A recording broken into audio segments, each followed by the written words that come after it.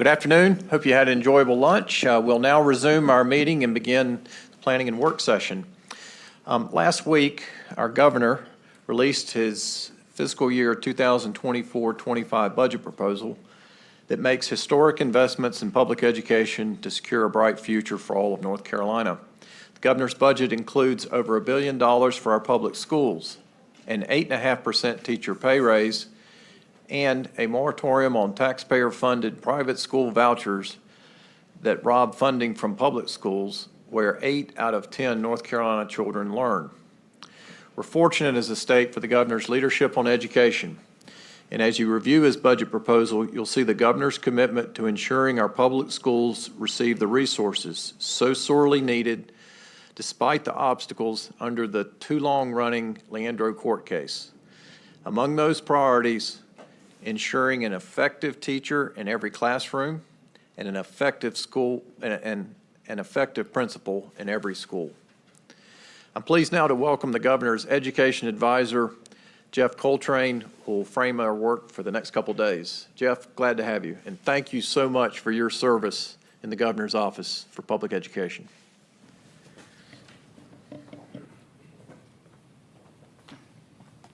Good afternoon. Thank you very much, Chair Davis, members of the board, for having me here today and for your service on behalf of our public school students and teachers across the state. I'm excited to be here in the mountains, so it's nice to get out of the triangle.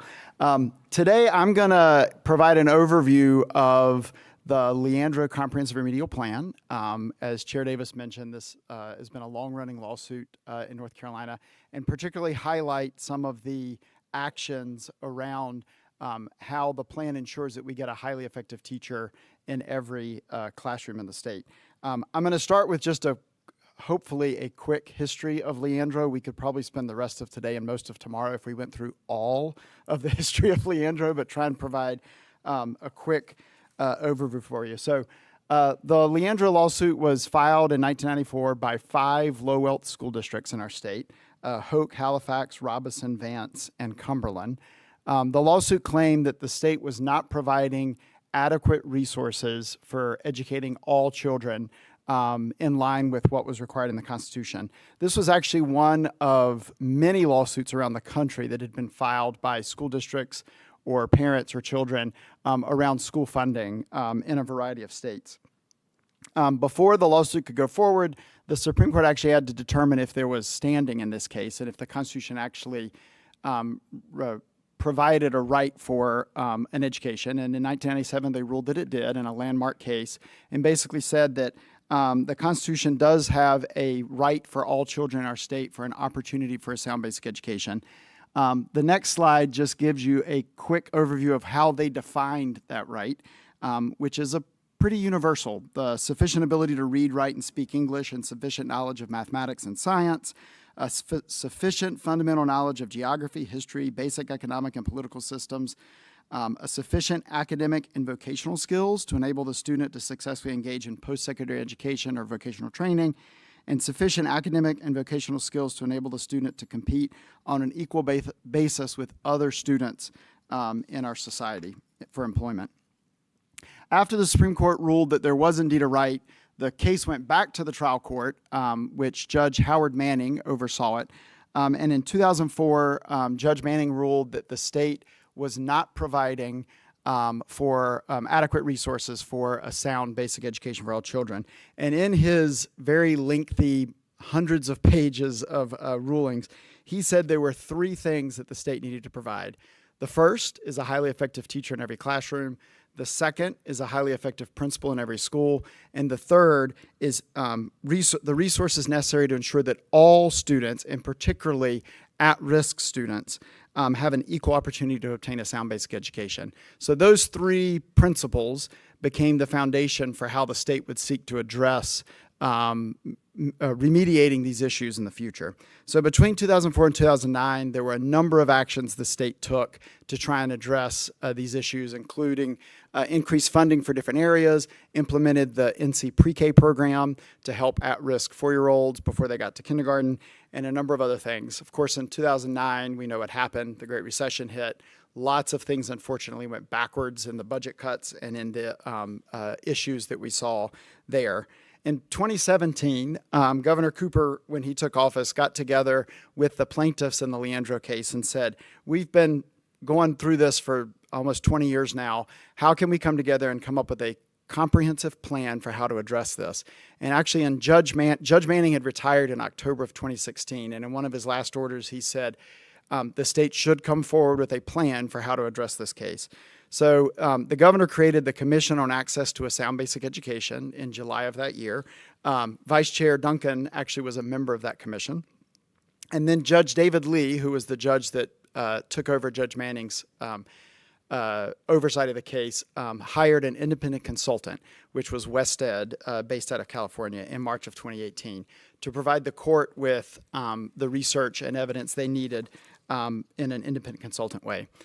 Over the next 2 years, Wested did their research. The commission met and came up with their set of recommendations. In December of 2019, Wested filed their final report with the court.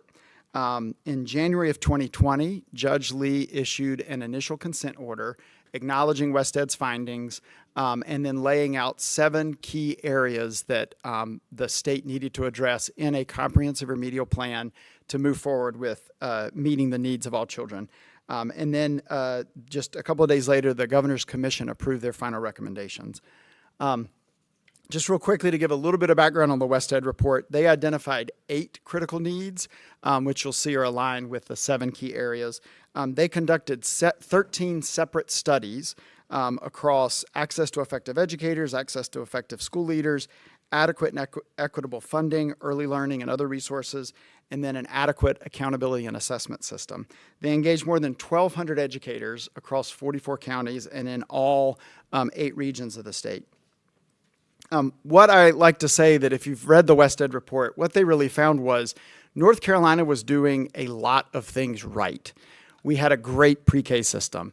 We had a school finance system that was targeting the right areas. We had specific funding for at-risk students. We had specific funding for students with disabilities. We had specific funding for other areas. We had a teaching fellows program. We have some of the best EPPs, our educator preparation programs in the country. We just weren't doing enough of those things. We needed more of those things. And so you'll see in our conversation, the comprehensive remedial plan, this isn't really about new policies. It's about doing more of what we were currently doing to get us to the place that our Constitution requires. So those 7 key areas that Judge Lee outlined, the first, which we'll spend time on today, is a system of teacher development and recruitment that ensures that every classroom has a highly effective teacher. The second is around principal development and recruitment. The third is around an adequate, equitable, and predictable school funding system. The fourth is around assessment and accountability. The fifth is support for low-performing schools and districts. The sixth is a system of early education that ensures all children are entering kindergarten ready for success. And the seventh is an alignment of high school to post-secondary and career expectations so that students graduate better prepared for that next step. So in the middle of the pandemic, the state submitted to the court its comprehensive remedial plan, which was developed in consultation with the plaintiffs and also with a variety of state agencies and an accompanying appendix. In June of that year, Judge Lee, after reviewing the comprehensive remedial plan, issued an order directing the state to implement the plan. That order then precipitated a lot of what's happened in the courts since, which we're not going to spend time discussing today, but essentially led to the November order where Judge Lee directed that funds be transferred to implement the years 2 and 3 actions of the plan, and then the recent Supreme Court hearing a couple of months ago around if that order was actually appropriate or not. But want to spend time today really diving into the plan itself. So the plan is divided into a series of actions and then specific action steps across those 7 key areas. So here you can see sort of the breakdown of those 7 areas, how many actions there are, and then the specific action steps. You can see there that the most action steps are in early childhood, but the most actions are actually in teachers, which is what we'll talk about today. And then I'll touch on some of the other areas just so you have some background. But this comprehensive remedial plan was actually the first time in this 2-decade-long case where there actually was a comprehensive evidence-based plan that provides specific actions the state needed to take. It includes actions across all these 7 key areas, but also really what I'd call nuts and bolts actions, like making sure that we have a qualified, well-trained teacher in every classroom, a well-trained principal in every school, that every K-3 classroom has a teaching assistant, that our schools have the textbooks and instructional materials they need, and that, of course, every eligible 4-year-old has access to a pre-kindergarten program. But let's dive into the teacher development and recruitment section. And by the way, feel free to interrupt me as we're going through this if you have questions or want to make a comment. Don't hesitate to do that. So one thing I'll frame as we get into this system of teacher recruitment development, and this is also something that's highlighted in the WestEd report. Obviously, to have a strong system of teacher preparation, recruitment development, you need to be able to recruit individuals into the profession. You need to have preparation programs that are high quality and they're going to produce teachers who are ready to go into the classroom. You need to make sure that you're supporting those teachers once they get into the classroom, particularly our beginning teachers, so they've got the mentoring and the support once they get there. You also need to make sure that they have support as they move on in their career. So things like professional development and ways that they can continue to sharpen their skills and retool as needed. And then you need to compensate them well to make sure that they are earning significant or adequate pay that's hopefully comparable to other fields so that they'll stay in the profession and continue to stay there. So you'll see in these actions that the plan tries to address each of those areas through mostly expanding programs that already existed, but also trying to create some new things that the state needed to focus on. The first is a small one, but an important one. PEPC, the Professional Educator Preparation and Standards Commission, was relatively new when this plan was written. So the planning imagined having some specific staff that could help to support PEPC and their work. This is also something that's in the governor's budget as well that Chair Davis mentioned. The next, which I know the board will recognize, and particularly Ms. Kamnitz, develop a plan for implementing a licensure and compensation reform model designed to offer early clear pathways into the profession, reward excellence and advancement, and encourage retention. The Pathways project was very early in development at the time the plan was written, but this action was intended to help make sure that that work continued, and so it's still here in the plan. The third action in this area, and this is around that pipeline piece, is WestEd found, and this is data's been supported, and I know Dr. Tomberlin talks about it a lot, our best preparation pathway are our traditional educator preparation programs. Data show that the teachers that come out of those pathways often have the best student performance, the retention's much higher. They're some of the best pathways that we have. But following the Great Recession, a lot of EPPs saw declines in enrollment. And so the capacity within those EPPs started falling because you have less students, you have less faculty, and so there was a struggle to maintain that. So one of the things that WestEd pointed out and that the commission also heard about was we need to build the capacity back up in those EPPs to get us back to where we were pre-recession levels. We had about 5,000 teachers that were regularly coming out of those EPPs, and that number I think's dropped to somewhere in the 2,000 to 3,000 range now. And so the plan called for conducting a study at what resources would be needed to build back up the capacity in those EPPs, and then providing that funding and those resources necessary so those EPPs could build back up that capacity to be training our teachers moving forward. On the next slide, continuing the pipeline piece, and you'll hear more about this today, I believe, on the agenda, but provide personnel and programmatic supports for Teach-NC. This is actually, this item's bolded, this is actually something that's been accomplished in the plan. There was funding in the 21-23 biennial budget that provided support for implementing Teach-NC and supports to continue that partnership. And I think it's proven to be a very strong partnership. It's one that the governor's also engaged with some GEAR funds for helping our educators with licensure exam fee support.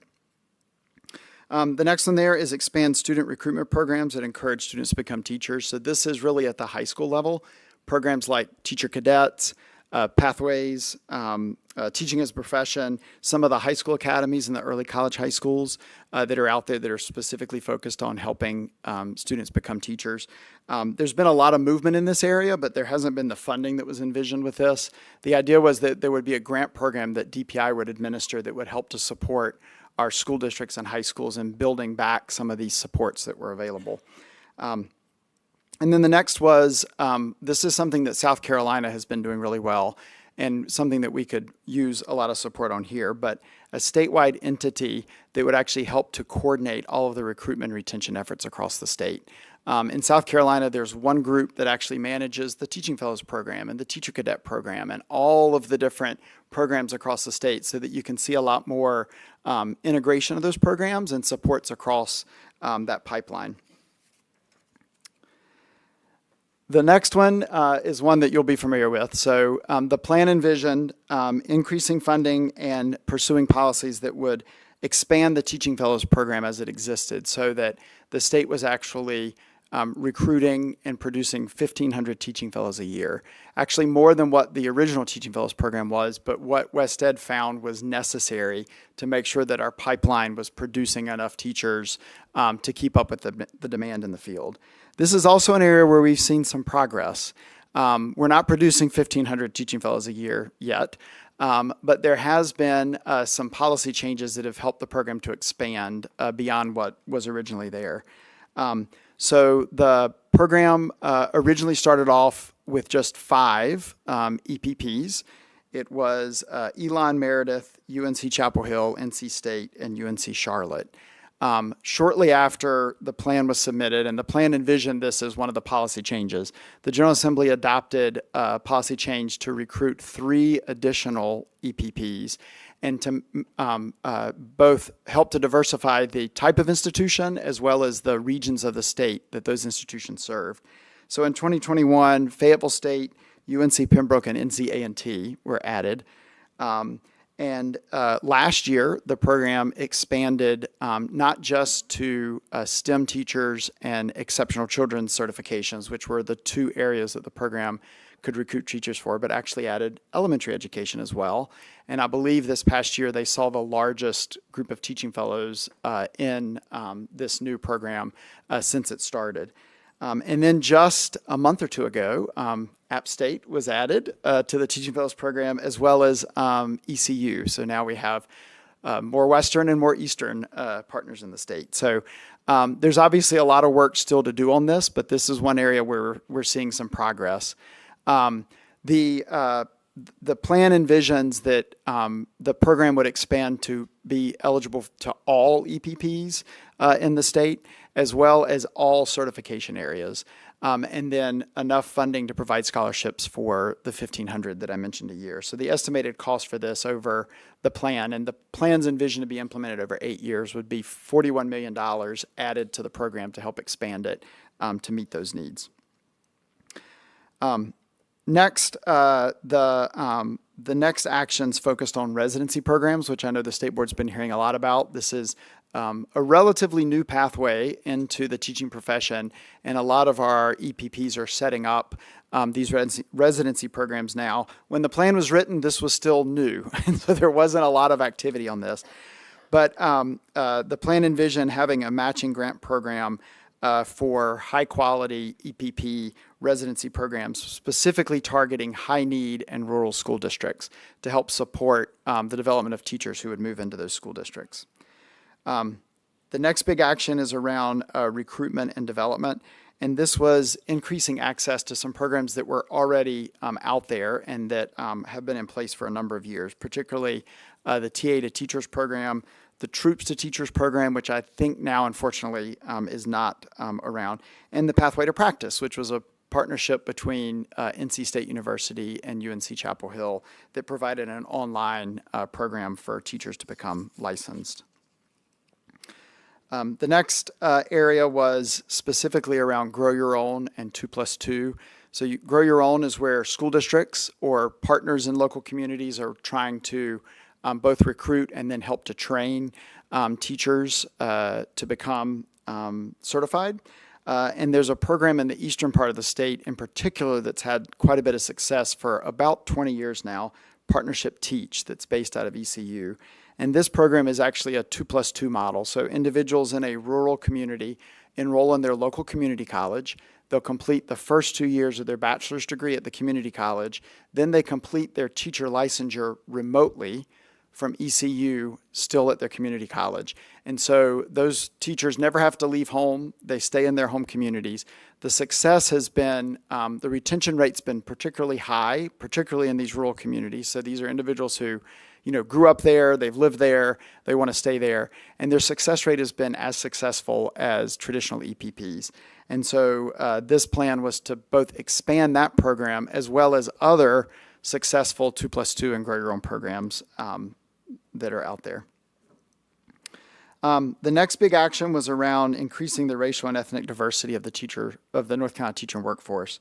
The first action, which was accomplished, was to develop a plan of actions through the DRIVE Task Force. The DRIVE Task Force was the task force appointed by Governor Cooper to look at what the state needs to do to increase the diversity of our teacher workforce. And so that plan of actions was completed in January of 2021. And then, of course, the next action was to implement those DRIVE Task Force actions, which some things have been happening around the state, which is great. The next the next actions in these areas was to establish an Office of Equity Affairs at DPI, which Superintendent Truitt did do that when she came into office at DPI. And then the next area was the state board would monitor, review, and coordinate those efforts and programs around teacher diversity. The next, which I believe you're going to be hearing more about later today as well, was to provide comprehensive induction services to beginning teachers, primarily in low-performing and high-poverty schools through the New Teacher Support Program. So the New Teacher Support Program has been around for 10 to 15 years, I believe. It operates out of ECU, but has partner colleges all around the state. And they provide supports to beginning teachers through a coach as well as mentoring and additional induction supports. The plan envisions that this program would be expanded to all beginning teachers across the state and for multiple years of service so that we're not just have one beginning teacher sort of by themselves. This is also an area where there's been some progress. It's small. The program currently is a shared cost between the school district that has the beginning teacher and the state. So the plan envisions that the state would shoulder the cost fully for those individuals to help make sure that no district would be not be able to participate in the program. In the budget last year, the General Assembly increased funding for the program by $1 million recurring, which was great. The governor also provided $2 million over the last couple of years in federal COVID funds to help support further expansion of the program. But the plan calls for an investment of about $61 million over 8 years that would help to build the program up to serve all beginning teachers across the state. The next is also an area that you're going to be familiar with, the advanced teaching roles.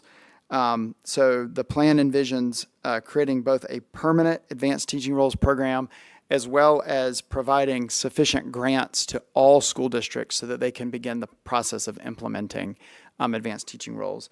The permanency of the program was done in July of 2020, which was great. And so that program now is a permanent program administered by the state board and DPI with providing grants to school districts, as well as the policy waivers that are necessary, like class size and flexibility around other teacher-related issues. And then the General Assembly has provided some additional funding to help expand the grants. In 21-23, they provided $2 million in additional funding. And then in the budget last year, and this was not envisioned by the plan, but it's a great move as well for the program. The 23-25 budget provided about $10 million for salary supplements for these individuals, so who were in the advanced teaching roles. So the program, as it had been before, districts were providing those supplements out of local funds, state funds, or Title I dollars based on what they had available. The state now is going to start providing more funds for that salary supplement for these individuals, which is a great move, and really will help to support the program over the long term. Next is a series of actions focused on professional development. The first was to implement groups standards for professional learning called Learning Forward. The state had actually adopted these standards about 10 to 12 years ago. The standards have been updated, so it was continuing to update those standards. The next was increasing the capacity for schools and districts to provide professional learning opportunities. Professional development funding post-recession had shrunk in school districts, partly because of less state funds available, but also funds had to be diverted to other areas, and so there's been less money to help with professional development. So the plan envisions reestablishing those funds so that teachers can get the professional development they need. This is also an area where the state has made progress, particularly around science of reading. The plan is agnostic on curriculum, pedagogy.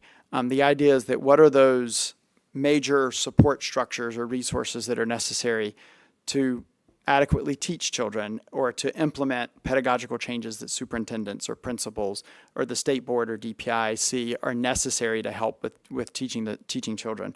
So the plan does not call for science of reading.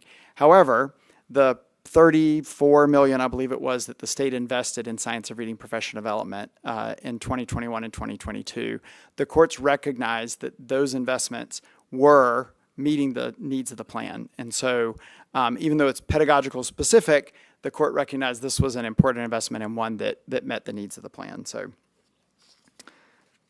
the next is around compensation. The plan called for conducting a study that would look at wages that teachers make, and then wages of comparable fields with comparable degree requirements.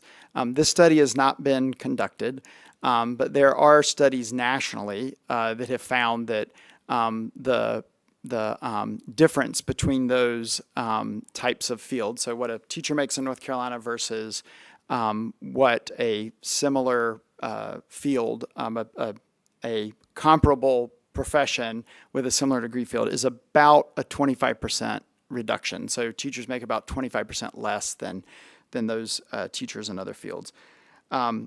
The second area was to, of course, increase teacher salaries in line with the recommendations from that study so that we're compensating teachers based on a comparable salary to what they would make in other professions.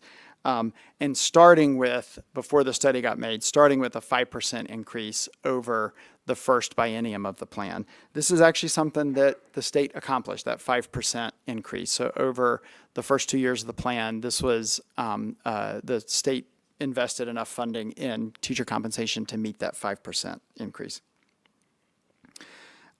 As well as that's inclusive of the state supplement that the General Assembly created. The next area, which I believe is the last one, that supports will be provided for low wealth and high poverty schools and districts to have incentives for recruitment and retention of teachers. We all know, based on anecdote, but it's also clear in the data, that our smaller, more rural, lower wealth, higher poverty districts have a really difficult time recruiting teachers, particularly younger teachers who are coming out of our EPPs. And so this action was focused on what can we do to help provide the support so that these lower wealth districts can help to compete with the Wake counties and the Mecklenburg counties and the Guilford counties in recruiting teachers. So the first was to provide funds for national board certification for up to 1,000 teachers annually, with a priority placed on high poverty, lower wealth districts. This is something the state used to provide. They would cover the cost of teachers pursuing national board certification. It's about $1,900 for each teacher that does this. And this is actually an area where the state's made progress. Last year, there were some non-recurring federal funds that were invested in this in 22, I believe. And then last year, the General Assembly invested $1 million recurring. So this has been some progress. And then the next is a district level grant program that would provide resources to help low wealth and high poverty districts provide supplements or stipends or recruitment bonuses to recruit those teachers there. And the General Assembly did create this program. They've invested at this point about $4.3 million in that program. I don't think we have any results on how that's working, but this was something that the General Assembly did set up. Let me stop there before we dive into the other parts of the plan and see if anybody has any questions. Nobody's asleep yet, which is good.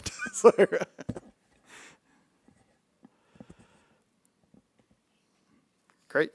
I'll quickly just run through the other 7 components of the plan and sort of hit some highlights of what's in there.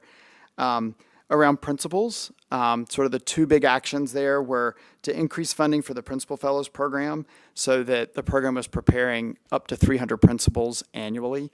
The Principal Fellows Program has been a big success. It was merged recently with the Transforming Principal Preparation Program so that districts now have partnerships with the Principal Fellows Program. They're recruiting individuals in their districts who they think would make great leaders, and then those principals are provided with tuition support and other supports to get their certification, and then hopefully are coming back into their school districts to lead schools.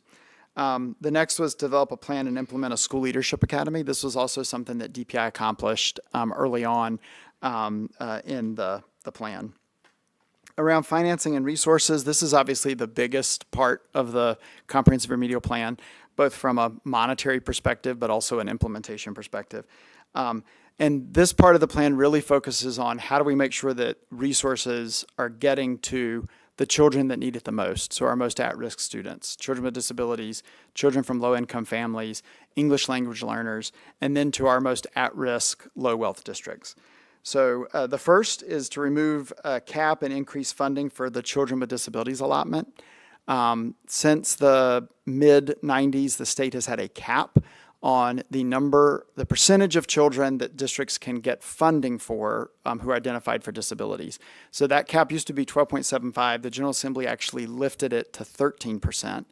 But any school district that has 14 or 15% of their population who are identified as a child with a disability, they do not get any funding for that 14 or 15%, just the 13%, which has really been difficult for a lot of school districts to meet the needs of those children fully. So the plan calls for both removing the cap and also increasing funding to a research-based target of what's needed. So a lot of research out there has focused on what's called weighted student funding, and there's been a lot of debate and discussion about this in North Carolina. Senator Lee filed a bill last year that laid out a possible weighted student funding formula, but the way it works essentially is that every child in the state would provide a base amount of funding for every child. And then if that child has a disability, then they would get a certain percentage more of that base funding. If they're from a low-income family, they would get a certain percentage more. If they're an English language learner, they would get a certain percentage more. And so then you're actually funding the schools based on the students' needs versus sort of funding it based on the resources that you want to put in the school. So how many teachers or how many principals or how many textbooks. So the plan envisions looked at research around the country and sort of what's best practices and said, okay, how do we figure out the right weight? So that's how these, the weights in the plan are actually called for. And believe it or not, they actually match almost perfectly what's in Senator Lee's bill. So, because they're evidence-based. So the next was to increase funding for disadvantaged student supplemental funds, which is our low-income students. Increase funding for low-wealth counties. This is actually probably one of the highlights of our school funding formula, is that we provide specific funding to about 70 counties in the state that have below state average wealth in their county. And this really helps to support those counties that struggle to meet the needs with local funds. And then, of course, increased funding for limited English proficiency students. On the next slide, complete the final 2 years of the enhancement teacher funding. So if you remember the big class size debate from 2017, 2018, there was an agreement reached that the state would provide funding for those K-3 specials teachers or enhancement teachers. And so that had not been fully implemented yet. The plan said, let's finish it, and we did. We finished it. Increased funding for classroom textbooks and supplies, for professional development, for teacher assistants. Increased funding for counselors, nurses, social workers, and psychologists so that we can get to the national average. There have been some investments in that area as well. Of course, increasing salaries, as we already talked about, and then funding for assistant principals and central office staff. Under assessment accountability, expand the use of NC check-ins, which is something that DPI has done successfully as well. Launch the Innovative Assessment Demonstration Pilot. This is the pilot that North Carolina got permission to implement that Dr. Howard and her team have been leading, and I'm blanking on what it's called. Somebody might remember the official name of it. What was it? NC Pass. Yes, thank you. So, of course, that's underway. Revise the ESSA plan to adjust weighting between student proficiency and student growth. I know this has been a big focus of DPI, particularly around revising our full accountability system. And of course, that next bullet, including in the accountability system other measures of progress, which has also been something that DPI has been working on. In assistance and turnaround, expand the capacity of our district and regional support at DPI. The CARES or Thrive model that DPI and the State Board have been working on, that's what this is intended to support. Provide support for high poverty schools to adopt a community schools model. We have a number of school districts around the state that provide community school support. So these are schools where community resources are brought in to help address more whole child needs. It could be health, mental health, clothing, food assistance. So providing that kind of support. Funding to cover reduced price lunch copays. This is also something the state has accomplished. On the next page, in early education, expand the NC pre-K program so that all eligible 4-year-olds can be served, or at least 75%. Provide transportation for NC pre-K students. Implement child care subsidy improvements and increase funding for that. Expand a universal home visiting model. Scale up services and staffing for early intervention. So this is a program at DHHS that supports children who have been identified with disabilities or other delays in the 0 to 3 space so that they can get the services they need so they can enter kindergarten ready for support. Increase funding for the successful Smart Start program, and then expand participation in a salary supplement program for early childhood educators. And then lastly, on post-secondary alignment, revise funding for the NC Virtual Public School to remove barriers for students from low-wealth districts. The NC Virtual Public School is funded based on ADM, and the way that it's set up, if it's still set up this way, is that districts have to provide some funding to the NC Virtual Public Schools based on the students that are served. So this idea was to help remove some of the barriers from our lower wealth districts being able to participate. Expand funding for credentials and certifications for CTE students. This is also something the General Assembly supported, I think it was 2 years ago, with additional funding. Provide recurring funding for more of our early college high schools or cooperative innovative high schools to open. Provide matching funds for the College Advising Corps. Again, the General Assembly helped to support both of those.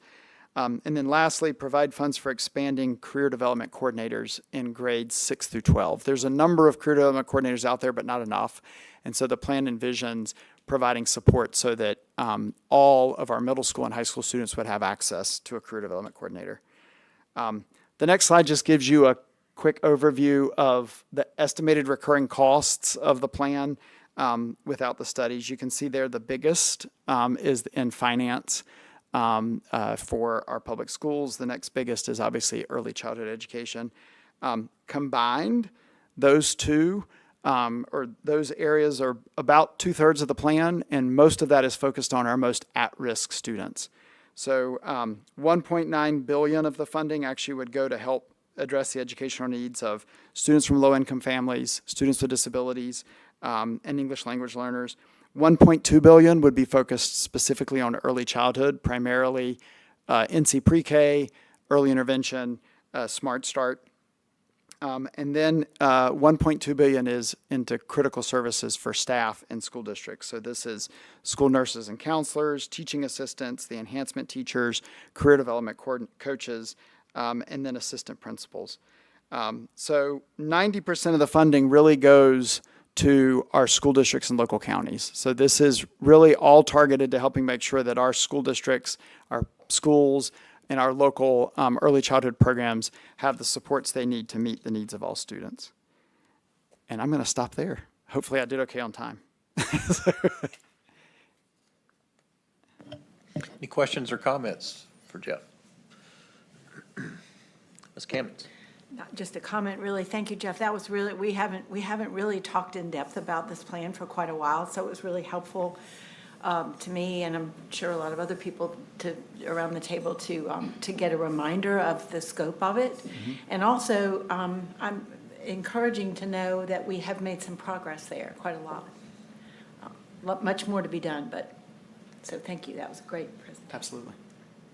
And you'll provide us with a copy of this through Rupert and, yeah, thank you. It And was happy I amazing. can share with Rupa and all the other materials if you want to read the plan, if you want to dive into any of it. It was amazing. Thank you. Yeah, I found it not surprising that at one time we were doing many things really well. We just needed to do more of them. Right. And then add a few more things. Right. And we've regressed from that success to now still doing some things well, but most things not nearly enough. Our state's grown tremendously. Our students' needs have increased. Our business community needs more graduates to support, and our state's commitment to public education has not kept pace with those needs of our economy as well as of our communities. Instead, we've, regressed in that direction, but it tells me, and I'd like your opinion on this, Mr. Coltrane, is this plan still an accurate reflection of the needs of our public school students and communities? I believe it is, and would love to hear some of our school and district representatives as well. I believe it is. The estimated cost may not be as accurate because it's 4 years old now, and some of those needs maybe have changed.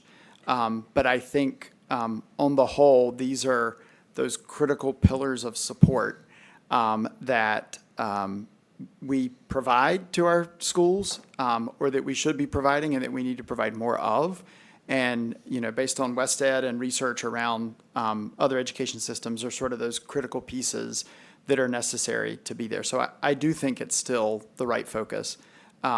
I think because so much of the plan and Leandro as a whole is focused on at-risk students, I think that's still our biggest need, is making sure that our public schools have the supports to be able to meet the needs of all at-risk children. And I think COVID showed us even more how important that is to making sure that those supports are in place. And what we were able to do with the COVID, the ESSER funds that school districts got, the progress that schools have made in recovering that learning, there's still a long ways to go. But, the superintendents shared data and DPI have shared data, the progress we've made on reading and in other areas in getting back to those pre-pandemic levels has been great. And I think a lot of that credit goes to the way that our schools have used those additional funds that they received. Those were one-time funds, and so those aren't funds that they could build capacity on. The plan envisions that these funds would be ongoing and recurring, so you could build those supports that would stay and would be permanent into the future. Ms. Kamens? Go ahead. No, you go. I'll jump back in later. As we talk about this, though, it keeps me circling back around to an effective, highly effective teacher in every classroom, because I think that if you really look at it broadly, that's the one place where we really haven't. That's right. We've almost gone backwards with the recruitment and retention problems that we're having right now. So the conversations that we're going to have over the next day or two are really pointed at what I think our biggest, I don't know about biggest problem, but a very huge problem that we're dealing with. Agree completely. I would say you're right on target. I mean, you're in the bullseye of the things that are important. But as I talk to superintendent peers, and we have several in the room, there's a great discrepancy, as you know, from system to system in terms of our ability to generate local support. That's right. So when we talk about hiring, when we talk about incentives for supplements, when we talk about all those other things, there's just a great discrepancy that makes it very difficult for some folks to do that. And I think anything that we can get from the state to help take the burden off of that local piece is greatly appreciated. Absolutely. And I think that's where the low wealth funding, even the funding that's targeted to meet the needs of at-risk students. A lot of our lower wealth, higher poverty counties have higher concentrations of low wealth, low income students or children with disabilities, and so those supports are going to be great. One thing I'll point out, and it's on the next slide if you're interested, it's sort of a backup slide. The Every Child NC Coalition has created a tool where you can actually go on and put in your county and see what the Leandro plan would mean for the resources in your county. So you can look up how many more teachers would you be able to hire, how many counselors and nurses, how much additional funding and low wealth or children with disabilities funding would you be getting. So you can actually see what this plan would mean for your local counties. And if you go to the 5 counties that filed the lawsuit and you look at it, you can see that the impact there in Robeson County, for instance, is dramatic. And so because it's designed to meet the needs of those schools and districts to serve the needs of the kids that they have. So something to look at to see if it's if it would meet the needs that you've identified, Dr. Phipps. Yeah, I'd add, Mr. Coltrane, to your comments that one of the conclusions I reached from the one-time money that was sent to local schools and districts and the progress that has been made with that money is it shows what districts and schools can do if they have more funding. Mm-hmm. And while there's a common argument that, well, money's not the answer to all problems, true, but lack of money is certainly a cause of many problems. And last week, I had the opportunity with Vice Chair Duncan to visit a school in Guilford County, elementary school, where the program was about the Medicaid expansion and the impact of Medicaid expansion on our children. And that particular school, in partnership with its local hospital, has in place a telehealth facility, very small. And the impact it's had on those students is remarkable in that fewer students are leaving school, more students are getting the care they need. The nurse knows the students, knows when they actually need some medication or when they just need a hug. I mean, it was remarkable. But what was even more remarkable was the extent that the additional money provided by Medicaid expansion created partnerships and trust and coordinated effort and better services to our students. The money had an exponential impact for the students of that school and other students across that district. So it shows the power of increased funding. And I just have so much faith in our superintendents and principals that they'll use the money wisely. They know how to run schools, and they know how to run districts. They just need more capacity to reach more students. And so it was not lost on us that attended that event last week that, the 2 longest running debates in our state, Medicaid expansion and Leandro. Well, thanks to the governor's persistence and Secretary Kinsley's persuasion, we got one of those done. We just need the other one completed. So I think your presentation helps us understand how our children could benefit from full funding of the Leandro plan. Thank you. Any other comments? Thoughts? Okay. Any closing comments, Mr. Coltrane? No, just thank you. And I'm here the rest of the day and tomorrow, so if you have any questions, just let me know. The other thing, I'll piggyback on your point about the telehealth. I think it's a great point in how addressing the needs, the non-academic needs of children is just as important as addressing the academic needs. And to your point about capacity, 90% of funding that the state provides to our schools goes into personnel, because education is a human capital intensive endeavor, right? And so when you talk about funding, we're talking about people and that kind of support that our kids need. So it's interesting that what you saw with the Medicaid expansion, that was helping to make sure that those services and those people were there to help address the needs of those kids. So, And if I could add on, in so many of our counties, more than 50%, it's the local school district that's the largest employer. that's right. When you get to the second largest, it's somewhere over 75%.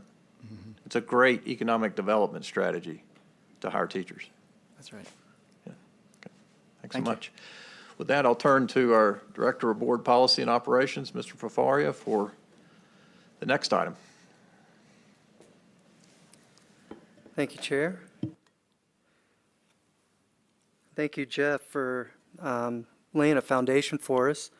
As Mr. Coltrane said, the comprehensive remedial plan was submitted in 2021 and calls for, among other things, an effective teacher in every classroom. It's hard to argue with the necessity of that. In fact, it's not a new idea. 20 years before the comprehensive remedial plan, the North Carolina Commission on Raising Achievement and Closing Gaps released a report. We often refer to it as the Bridges Report, which stated, "Nothing is more closely tied to student achievement and underachievement than the preparation, support, and quality of classroom teachers." It follows then that nothing is more critical to our efforts to close the achievement gap than making certain that every student, especially those who have been traditionally underserved by public schools, has access to competent, caring, qualified teachers in schools organized for success. This wasn't a new idea in 2001 either. It was borrowed from a report from the National Commission on Teaching in America's Future, an organization co-founded by former North Carolina Governor Jim Hunt. This mission is long-standing, and yet in some respects still aspirational, and it forms the basis of Goal 3 of the State Board of Education Strategic Plan. Sometimes when we talk about the need for something for so long, we mistakenly start to believe that we are starting from scratch, that our teachers are not effective, or that the goal is impossible. And that's not true in North Carolina public schools, where we have so many amazing teachers, and the idea of a highly effective teacher in every classroom is realistic. What those of us who consistently visit classrooms across our state know is that there are many great things happening in our public schools. We know there's work to be done, and we don't turn a blind eye to that. But I also see, on visit after visit, educators showing up to work every day, giving their all for the students in their schools. I see the care teachers put into making their classrooms welcoming environments. I see them pull into parking lots early to prepare for their days. I watch them greet students with smiles and try their hardest to maintain those smiles while keeping a growing number of balls juggled in the air. Later today, we're going to hear from Jenny Korn on some early results from the latest teacher working condition survey. Teachers are telling us a lot of things, including a lot of positives about their school environments. But Dr. Korn is also going to show us that they are telling us a lot about what they need by way of supports and leadership and shift in school climate. Teachers are asking the state for respect and support. Meantime, they are boldly accepting more challenges. We've watched elementary teachers devote more than 150 hours on training to better meet the needs of kids learning to read. When I was an education reporter, my inbox saw emails every month from middle school and high school teachers worried about their kids who struggled to read. They're juggling a lot of balls too, but they still wanted this extra training in the interest of children. Public school teachers like that are a gift to this state, but we can't take that for granted. Public schools are unique and essential in their mission to serve each and every child that walks through the doors. None of us alive today fully understands what this country or this state was like without a system of public education. But it's enough for me to know that the generations before us who did know what it was like fought with everything they had to create a vision for uniform schooling. The vision is incredible, but the challenges are real. And there's no path toward that vision or through those challenges that doesn't require great teachers in every school building and in every classroom. And there's no path to great teachers that doesn't require us to find ways to show greater respect, provide support, and create pathways for growth within the field.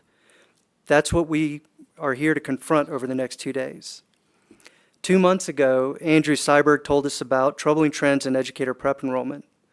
We also heard from Matthew Bristow Smith in Edgecombe County, Stephanie Wallace in Winston-Salem Forsyth, and Otis Smallwood of Bertie County, who told us about challenges recruiting teachers to their areas and efforts they're taking to change that. Last month, Tom Tomberlin told us about the increase in the number of teachers attriting from our system.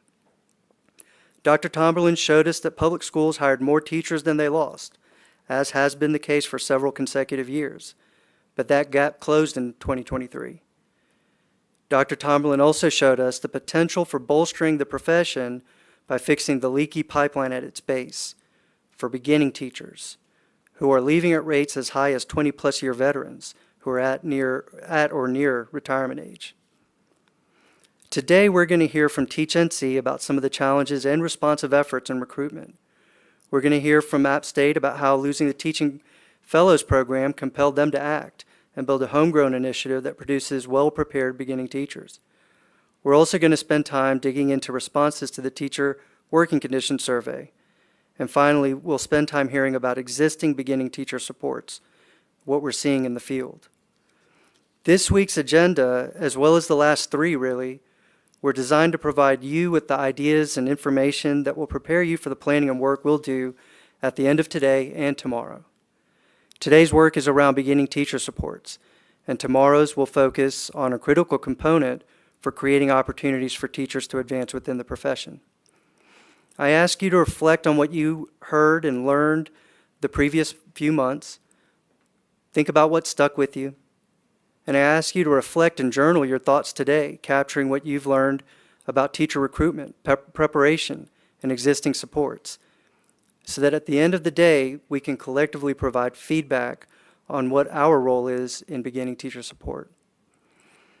But to start us off, let's examine entry into the profession, and who better to learn from than our primary stakeholders, the students.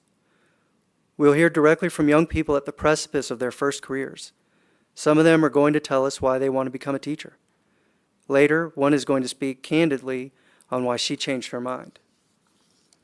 For our first panel, I want to welcome Wright College of Education students, Jackson Payne, y'all can come on up, Matthew Rhodes, Morgan Smith, and Graylin Wood.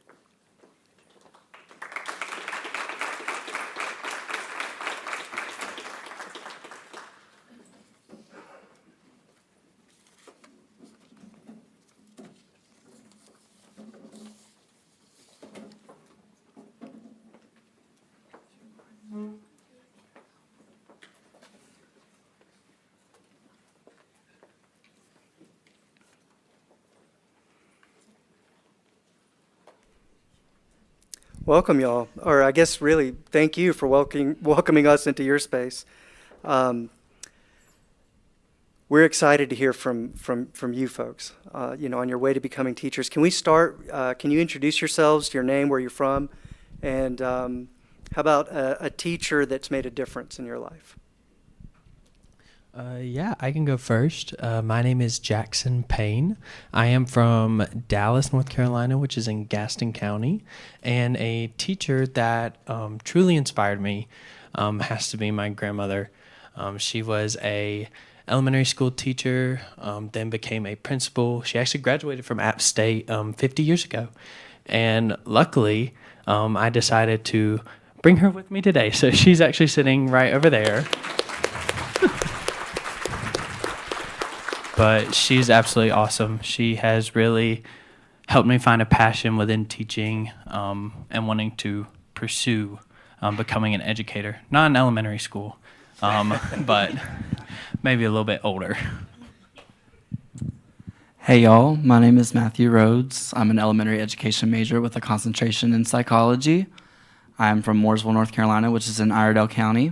And a teacher that made a difference in my life is my third grade teacher, Angela Pratt.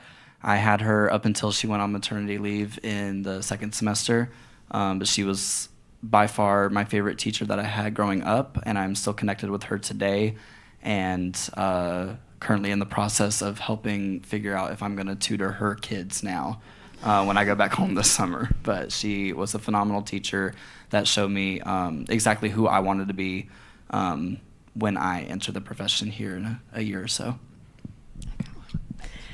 Hi, it's wonderful to be here with you guys today. My name is Morgan Smith. I'm from Burlington, North Carolina, or Alamance Burlington School System, a little bit down the mountain. I'm elementary education with a concentration in the arts. And a teacher that made a big difference in my life wasn't even my teacher. She was just in the same school as me. Her name is Tiana Kane. She made teaching look so effortless and so fun and was such a good advocate for students. She was wonderful at having high expectations, but also at the same time being really fun and supportive. So I hope that I can be the same level of that when I get into the field soon. Hi, my name is Graylin Wood, and I'm from Cary, North Carolina. I'm a senior here at App State. I'm about to graduate, and I'm studying special education, and I'm also in the accelerated admissions program here, where I'll get my master's in special education with certificates in autism and leadership and administration. And a teacher that made a difference in my life and who inspired me is Laura Grady. She was a special education teacher at my high school, and I was a teacher cadet for her. And I just thoroughly enjoyed learning from her, and she was a mentor to me. All right, well, thank you. Can you guys tell us about when and why you first became interested in teaching? Absolutely. I grew up in a household of teachers, not my immediate household, but pretty much everybody on my mom's extended family side. My great-grandmother was a student at the Watauga Academy for Teachers in the late 1930s and early 1940s, and served as a fourth grade teacher in Caldwell County schools for over 40 years. Lots of grandparents, great aunts, great uncles, aunts, cousins, all in the education field at some rate. And growing up in a very educational-based family and spending a lot of time with classroom teachers or school workers really inspired me to enjoy school. And as I became older and figuring out what I wanted to do, education was the first thing that came to my mind, and it stuck. And I couldn't have it any other way. I used to work a lot with kids. I did a couple different summer camps and helped run different summer camps. And I realized really early on into doing that I received so much fulfillment from seeing students or seeing children fulfilled and seeing them be better than they were, or even just grow in any respect of the word. So when I really thought about it and I was like, what can I do for the rest of my life? Getting that fulfillment from helping people grow was really the only thing that I could see that I could do for my whole life. It wasn't until I was in later high school that I found out that I kind of wanted to go into becoming a teacher. At first, I wanted to go into chiropractics, which maybe would have been financially better, but this is a lot more fun. But it wasn't my school that I went to in Dallas. North Gaston High School became a Leader in Me school, and one aspect of that was that they had students become lead teachers that would go into different classrooms and teach lead lessons. And I thought, you know what, this is fun. I won't have to sit and listen to someone. I can be the one talking. And then after I did it a couple times, I was like, this is really fun. I actually really like this. And then that's when I kind of started to really look into becoming an educator.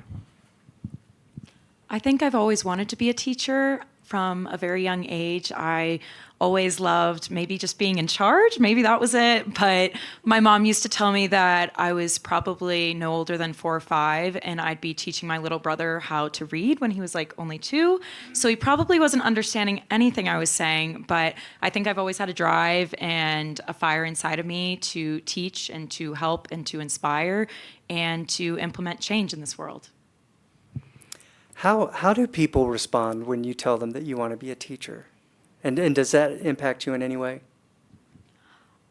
The way people have responded when I said I want to be a teacher is that you will be a great babysitter and that you will have fun doing crafts, which is very disheartening because it comes with a lack of respect and not understanding what this field is and how hard I work each day and how hard teachers have worked for centuries. Teachers are a foundation in America, and they're so important, and so many people don't realize what goes into education. Yeah, I completely agree. I think it's hard because I've gone up to people who have been really big mentors for me and said, hey, I am so excited to be a teacher. And they're like, no, don't do it. And while I appreciate their opinion, it's hard because they're the people that make me want to do it. So when they're telling me not to do it, it really makes me sit back and reflect, well, do I? And I am pretty sure I do, but it's it's just very disheartening. And it hasn't changed my opinion, but I know people who it has. Yeah, going along with Morgan, I get two reactions. The first one's from my family, who is full of educators, and they're all like, yes, do it. And that is the exact reaction that I would want from anybody.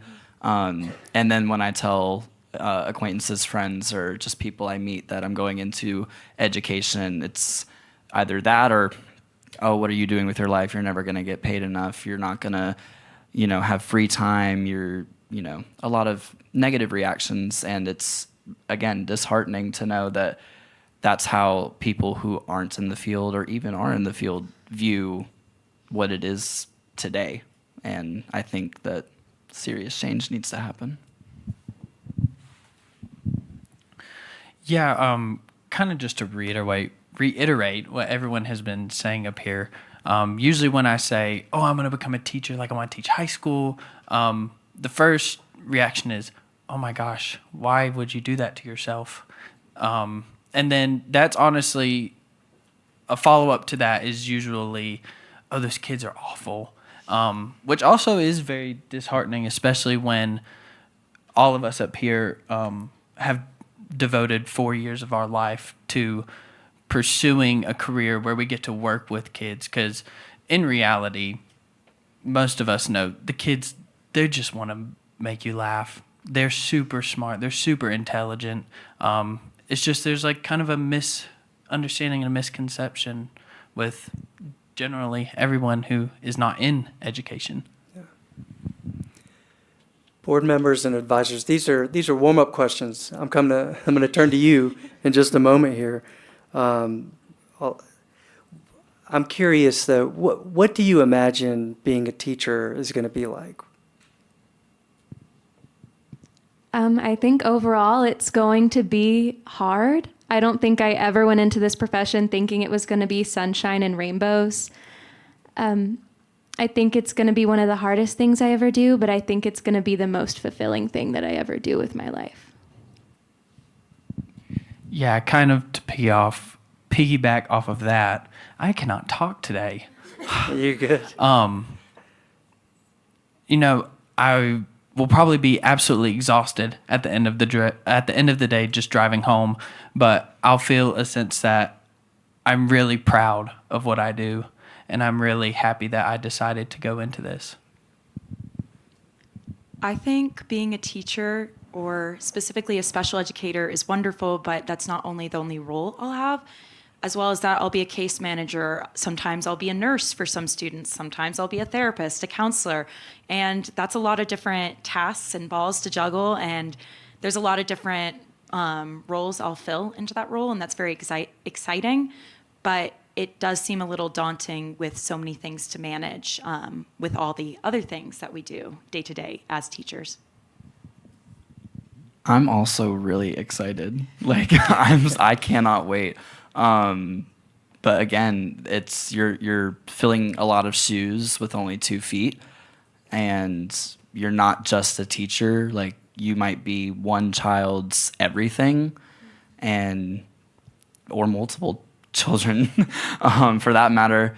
But I'm excited. I'm really just eager to begin my profession, and I don't know. I'm excited. I'm ready. I'm really excited. Board members, advisors, any questions?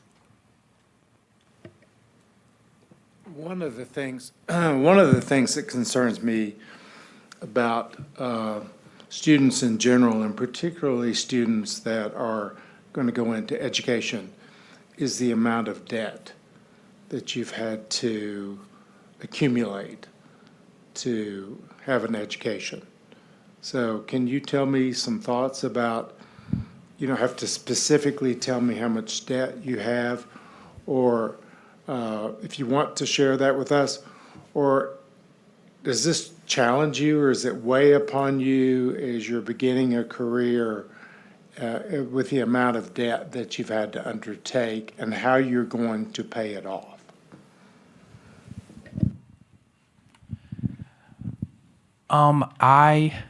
am extremely blessed that I have an amazing family that supports me. They've really helped me a lot during my time in college when it comes to tuition and things. But I still have had to take out loans and accumulate debt during my time here. And I will say, I think about my debt maybe 5 times a week. Just, trying to think, okay, what can I do afterwards? Especially, with teachers not making a lot of money, how can I make sure that I'm paying what I need to pay with the amount of money that I have? And so it's a constant in my brain. I'm also very fortunate and blessed to have a family that supports me financially for my education. My freshman and sophomore years, I received some scholarships, but not as much as I have this past year and this coming year. We were talking about teaching fellows, and I am a part of teaching fellows for this coming year, which is just amazing. Thank you. It is just amazing. I'm very blessed to be a part of this program. This past year, I received enough scholarships to pay my tuition in full as well, but I know that is not the case for a lot of my friends and a lot of my colleagues in the College of Education. And it's really disheartening to know that I can go home and not have to worry about paying back any student loans or anything like that when I have friends that are $40,000, $50,000, $60,000 in debt because we want to go in the same field. I could definitely, I'm also very privileged. I'm so grateful to my family for uplifting me in my education. But the second part of the question, if it weighs on me, I think the debt that I anticipate does weigh on me.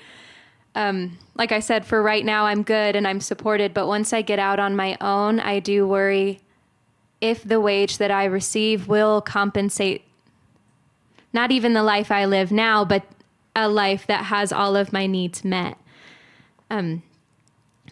So just to say that much.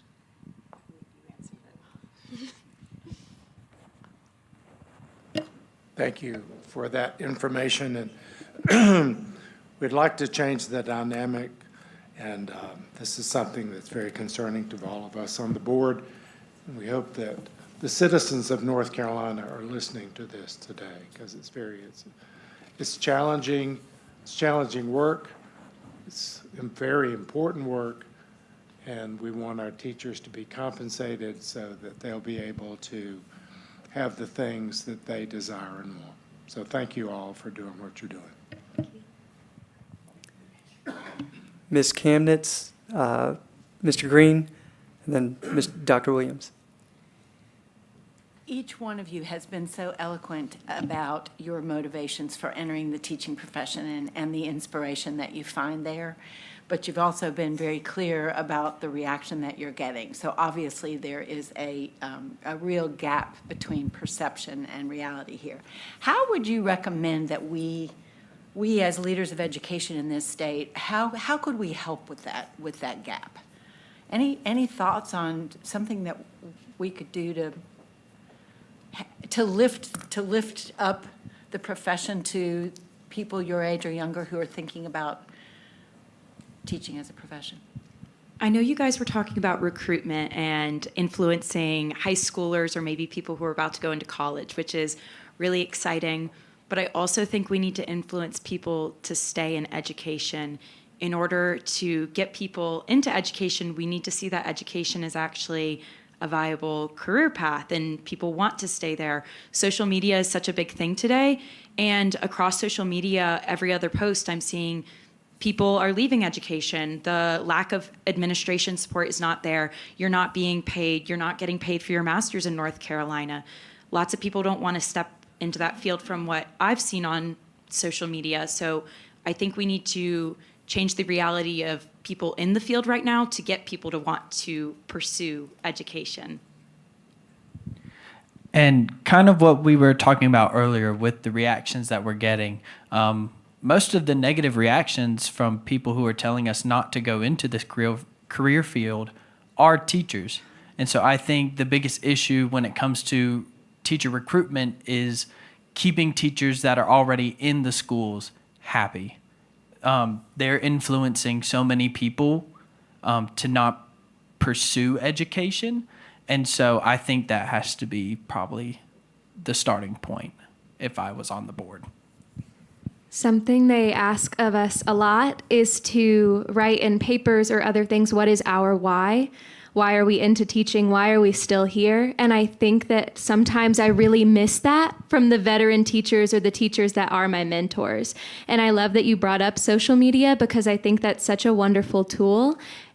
And I wouldn't want anyone to lie or for there to be fluff, but if we could uplift teachers' whys and show them to the people who are thinking about it, I think that would be, I know for me, would be really grounding of, okay, here is somebody that wants to be here and is happy to be here. I can also be happy to be here. Dr. Green? She kind of stole my question, but it dovetails. So, give you a magic wand. What does support for educators look like today? We've talked about financial, we've talked about people's attitudes. If you could do anything you wanted to do, what would you change to make us value you as educators more? I mentioned it earlier, but I would like to get paid more for my master's. I'm pursuing special education as a master's because I'm really passionate about making a change and I want to be more knowledgeable for my future students. I want to influence them and I want to be able to have the skills to pour into them every day, but not getting paid and compensated for that is definitely a little hard, and I'm still doing it because I'm passionate about special education and I believe that change is needed, and I hopefully want to be that person as well as everyone up here. We're all so passionate, but I think master's pay is really important, and I do know many people from my cohort who have dropped out of the master's accelerated admissions program because they're like, we're not getting paid more. Why would we pursue this extra education and pay more for another year if we're not going to get compensated in the end? Like I said, my concentration is the arts, and I would love to see more people understand the importance of the arts in an education classroom space, and if we could get more, not even funding, but just support behind that. We have some wonderful classes here at Appalachian State that help you incorporate music into your curriculum. But I'd love to see more use of that. And also, I think that society as a whole, not every single person, but as a whole, I think they don't necessarily understand the importance of teacher in the entirety. I think they know that we teach their children and that we watch them for a certain portion of the day. But for me, it's so much more about the mental health of the child, and it's so much more about the whole body picture. And I think if more people understood that whole picture, then I think it would be a lot easier for them to understand the importance of our role, or just educators and any capacities role. Going along with what Graylin was talking about, I think initial salary for educators across the state, it needs to reflect the work that they do and the work that we will do. We work really hard in school. We work really hard in our practicums and field experiences and internships and student teaching to make sure that we are not only learning but teaching as well. And when we begin our careers, we don't want to have to worry about how we're going to pay our next bill, how we're going to pay back student loans. I also think master's pay is a huge, huge thing. There's, dozens of other degree fields with master's degree that supplement pay for it. And obviously you pay to get a graduate degree, so that needs to reflect in the work that you do with that degree. So I think that's a big thing for me, is making sure that our educators are taken care of financially so that they can take care of themselves and their students better. Because going along with mental health for students, it's also important to consider mental health for your educators as well. And when we have to worry about how we're going to survive financially, that is not positive, not a positive thing to think about. So I think those are really important things to highlight. Thank you. Thank you. Rather than a question, I want to share with you a thought from the perspective of someone who has been actively engaged in educating children and still is engaged in that for the last 57 years. First, thank you for being here. Thank you for the reason that you're here. When I hear you, I am encouraged to think that young people like you are entering the teaching profession. We've talked a little bit here today about the nitty-gritty of being in the profession. We've talked about salaries, we've talked about challenges and that kind of thing. But I want to say to you that the gratification you will get from entering this noble and honorable profession is often found in long-term gratification. You will find a point in your lives when people will come to you decades later and say, I remember you told me this, or I remember you taught me this, or you don't know, but when I watched you do this, I learned something that stood me in good stead for the rest of my life. That is beyond dollar value, and you are entering a profession that can bring to you that kind of reward. So rather than answer a question here, I ask you to ask yourself a question privately, and if you want to share it, that's fine, is what is it in life that I'm really about? What is it that I really want to happen to me as a person? And I think sometimes you will find the answer to that lies in the profession you've chosen. Thank you so much. You are an encouragement to me.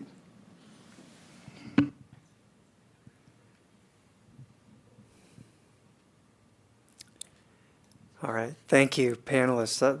Let's give them a hand.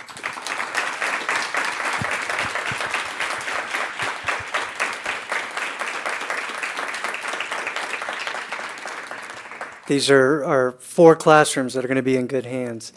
Appreciate you guys.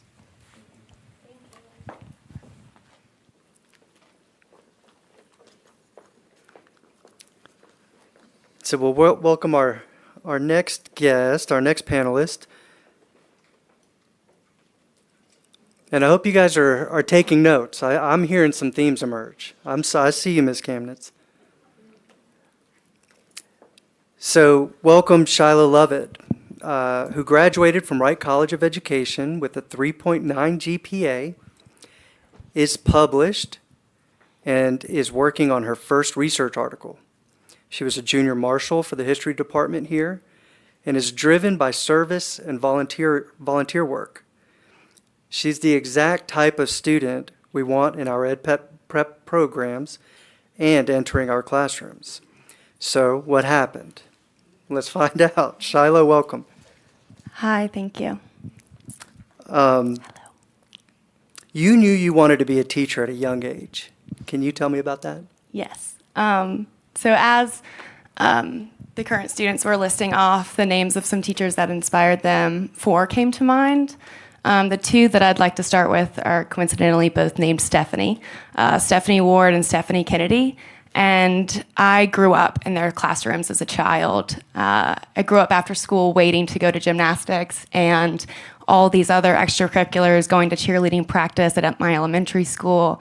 But I grew up with them in their classrooms pretending to be a teacher. And then the next 2 names were teachers that impacted what I wanted to be when I grew up. And that was my 7th grade teacher, Miss Vines, who I loved so much that my Facebook password for multiple years was I love Vines. I changed it since, so don't try and hack me, but that just shows how much she impacted me and who I wanted to be. And the next teacher, it was my AP US history teacher in high school. His name is John Blake, and he was a graduate of Appalachian State University through the same program that I went to. And he showed me what it looked like to be a pillar in your community and to show students that they don't have to meet the like a box, right? That you can show up and maybe you're taking AP US history because your parents asked you to, or because you want to get into a good school, or because you like history. But whatever the reason is, there's something you can take out of this class and take into your life. And that was what I wanted to do and who I wanted to be. So, Mr. Williams, you were talking about, your passion and how that shows up in what you do. And that is why I decided to be an educator, because I love community. I love human beings. I love seeing joy and sharing joy and creating and showing folks the opportunities that lay in front of them and how they can succeed in those opportunities. And that passion comes across. Do you remember, I asked this at the first panel, do you remember people's reactions when you would tell them that you wanted to be a teacher?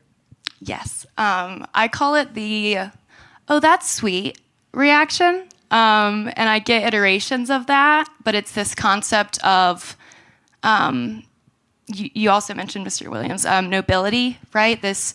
You're doing something noble. And I think what I found is what you're actually doing is something that's self-sacrificing, because you are sacrificing your income and your needs and your health for students and for the greater good of the community.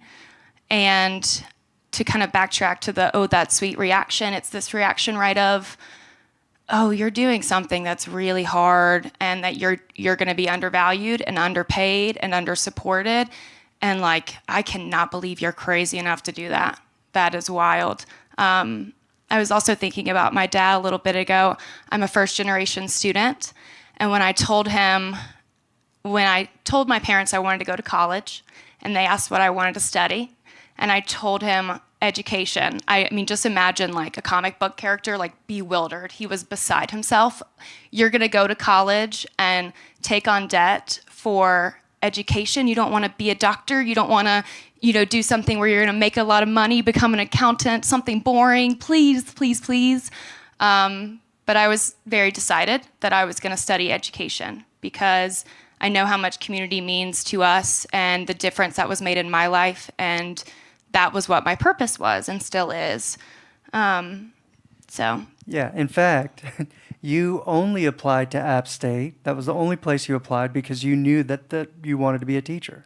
Yeah. As a first generation student, I thought long and hard about if I could go to college and if I was going to take on debt, what my purpose was.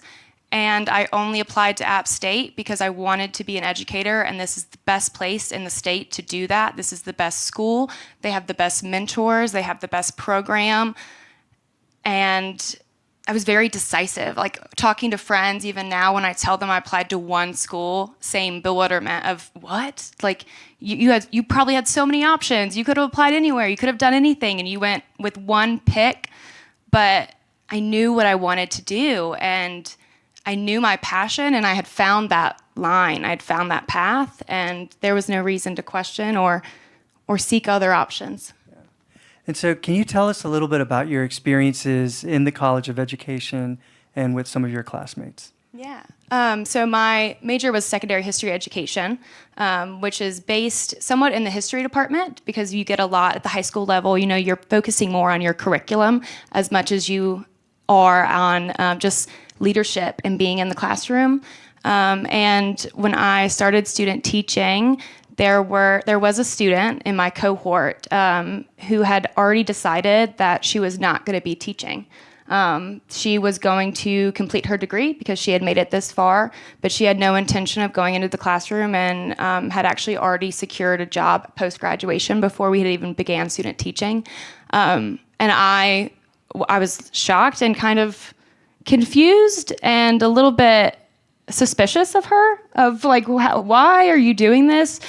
I don't understand. And also, this is a lovely thing to be doing. I loved the idea of the classroom, and I loved students, and the idea that someone would go through that and not go into the classroom, regardless of these things that I had already known, right? I had known that students were difficult in some capacities and that they were going to challenge me. And I knew that I might not have access to all the resources I needed. And I knew that I might not have all the skills and tools for lesson plans and for leadership, but it was still worth it to me.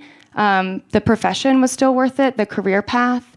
And so I think to where we're going to go with this, I do want to reiterate that I was very committed to this career, knowing the current state of education when I began, and even through student teaching. Yeah, and you had a plan. Yes. 4+1. Yes. Come out of school with a bachelor's and a master's in education. And so tell us about that plan and when your mind started to change about teaching. So having grown up with teachers and being very close and having conversations with mentor teachers, I knew that it was very difficult once you got out of school to go back for your master's. And so I had always had in my head that if I could go get a master's as soon as possible, as quickly as possible, because when you get a life, right, when you get out of school and you have kids or you have a family or other things pop up, your parents get sick, it's hard to go back to school and to continue that education. And at the time when I first heard about the 4+1 program at Appalachian State, the state did offer you pay for your master's. So that had just been my plan for a very long time. And when I got here, it remained my plan because of the fear that I would leave and never come back and never be able to get that master's degree. So I was accepted into that program my junior year and began taking master's courses. My master's was in history with a focus in history education, which is important because I guess we'll talk about it now, but when the state did take away master's pay, that was a devastating blow for me because I was already accruing debt for my undergraduate degree, and this master's degree was supposed to be a little bit of a benefit of I'll get a little bit more money and that will help me alleviate some of this financial burden just a little bit more. That was then taken away, but at the county level, I knew that there were some circumstances where counties were able to offer you pay for your master's degree. I was teaching in Caldwell County, student teaching in Caldwell County, and unfortunately in Caldwell County, you have to, at least as it was explained to me by my clinical educators, you have to have a master's degree in a specific historical subject to get pay and for it to count. So my general degree in history education, while it was building my pedagogy and my general knowledge of history, which is what you need at a high school level to teach, it did not benefit me because of these nuances of rules. And that was devastating because I knew how much I was learning and I knew how much my lesson plans and my ability to lead were growing and developing because of my education, but none of it mattered. So what are you doing now? So I'm currently, I'm graduating in May with my master's in higher education. So I am in an education adjacent field. I made the decision to get out of K through 12 distinctly because, to back up a bit, when I finished student teaching and in the summer between when I had started my master's, I had one more year, and I was working for an office on campus, the Community Engaged Leadership Office. I taught history, but what I loved to teach was civics. And I loved civics because I love community, as I've said multiple times. And I was really passionate about community service and getting students involved with the people that they live with and the people that impact their lives and showing them that your life is right here in front of you. And I think students get really overwhelmed with social media and everything they see at not only the national level, but the international level. And it's really important to me that they see that the biggest difference they can make is right in front of them. So I was very involved with the Community Engaged Leadership Office, and a mentor there asked me if I had a graduate assistantship, which as a first generation student, I was like, what in the world? What are you saying to me? What is that? I have no clue. She got me an interview and I was able to land a graduate assistantship, which if anyone doesn't know, it's essentially an agreement where you work for the university and they pay for at least in my situation, they are paying for my school, my tuition, and then also paying me to work for them, which is great because that means I'm essentially getting my master's degree for free. And when that opportunity opened up my options, I sat down and for a very long time wrestled with why I was getting a master's in education when it was not going to serve me in any way. And I guess by serve me, I will say would not impact my quality of life or my ability to move up in the field, or even recognition from those around me about my professionalism and my level of quality and qualifications. And so I made the decision to leave the K through 12 setting. In addition, because the state legislature removed some benefits from my retirement, which was one of the other things that had pulled me into teaching, and that I heard frequently from current teachers of, there are some difficulties in this profession, but your benefits are great, and you can retire and you can support yourself in that way. And as a first-generation student, that's something else that's very important to me, because I know that it's not just about how much money I'm taking home, but what my benefits are and what my retirement looks like. And that was taken away.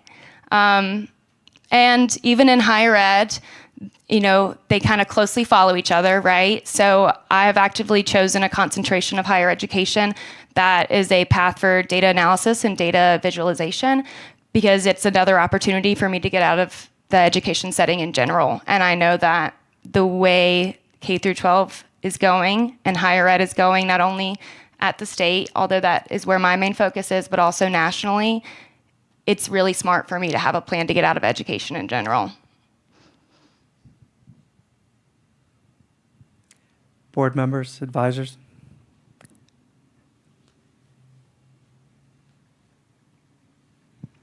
I've got one more. Oh, go ahead, Ms. Kamnitz. I'm just saying it makes me feel helpless to hear this story. Yes. And I don't even have a solution. I'm not sure that I can ask you what we can do to make any difference in this. Perhaps we'll come up with something, but right now I'm just sad. Lily? Hearing you say this, like, and all the students that have spoken today have sort of like, has been really nice, because I've been wrestling the question, like, do I want to follow my heart and do what I know will like better the world? Or do I want to go into a career where I can make money and then leave the job and like go do what I want to do because I have a bigger paycheck? And I think it's very disheartening, but so true that you have to have another plan, because that's the reality of our world. And like, I've been hearing, I have a lot of educators in my family, and people have been complaining about specifically the K-12 education system for so long. And you think because of that, things would be getting better. And people say that they will get better, but all of these things are happening that aren't showing that. It's going in the opposite direction. And it's really disheartening when you're trying to make a decision because of personal fulfillment that everyone has talked about today.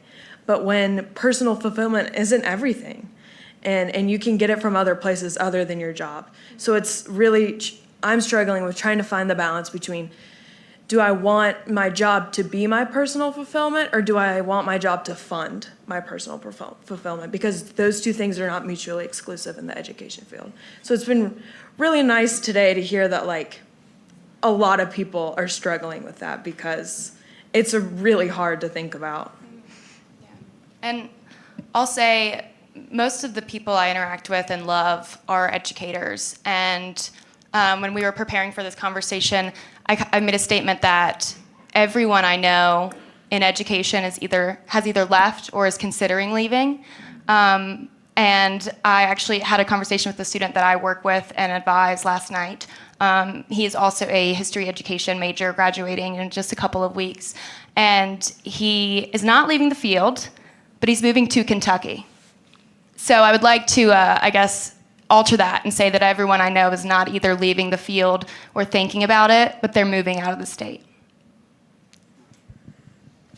Lily, could you share with the folks that are listening and the other folks, your fellow board members know who you are, but could you share with the other folks that are just meeting you today what your perspective is, that you're just graduating from high school, and what you're thinking about?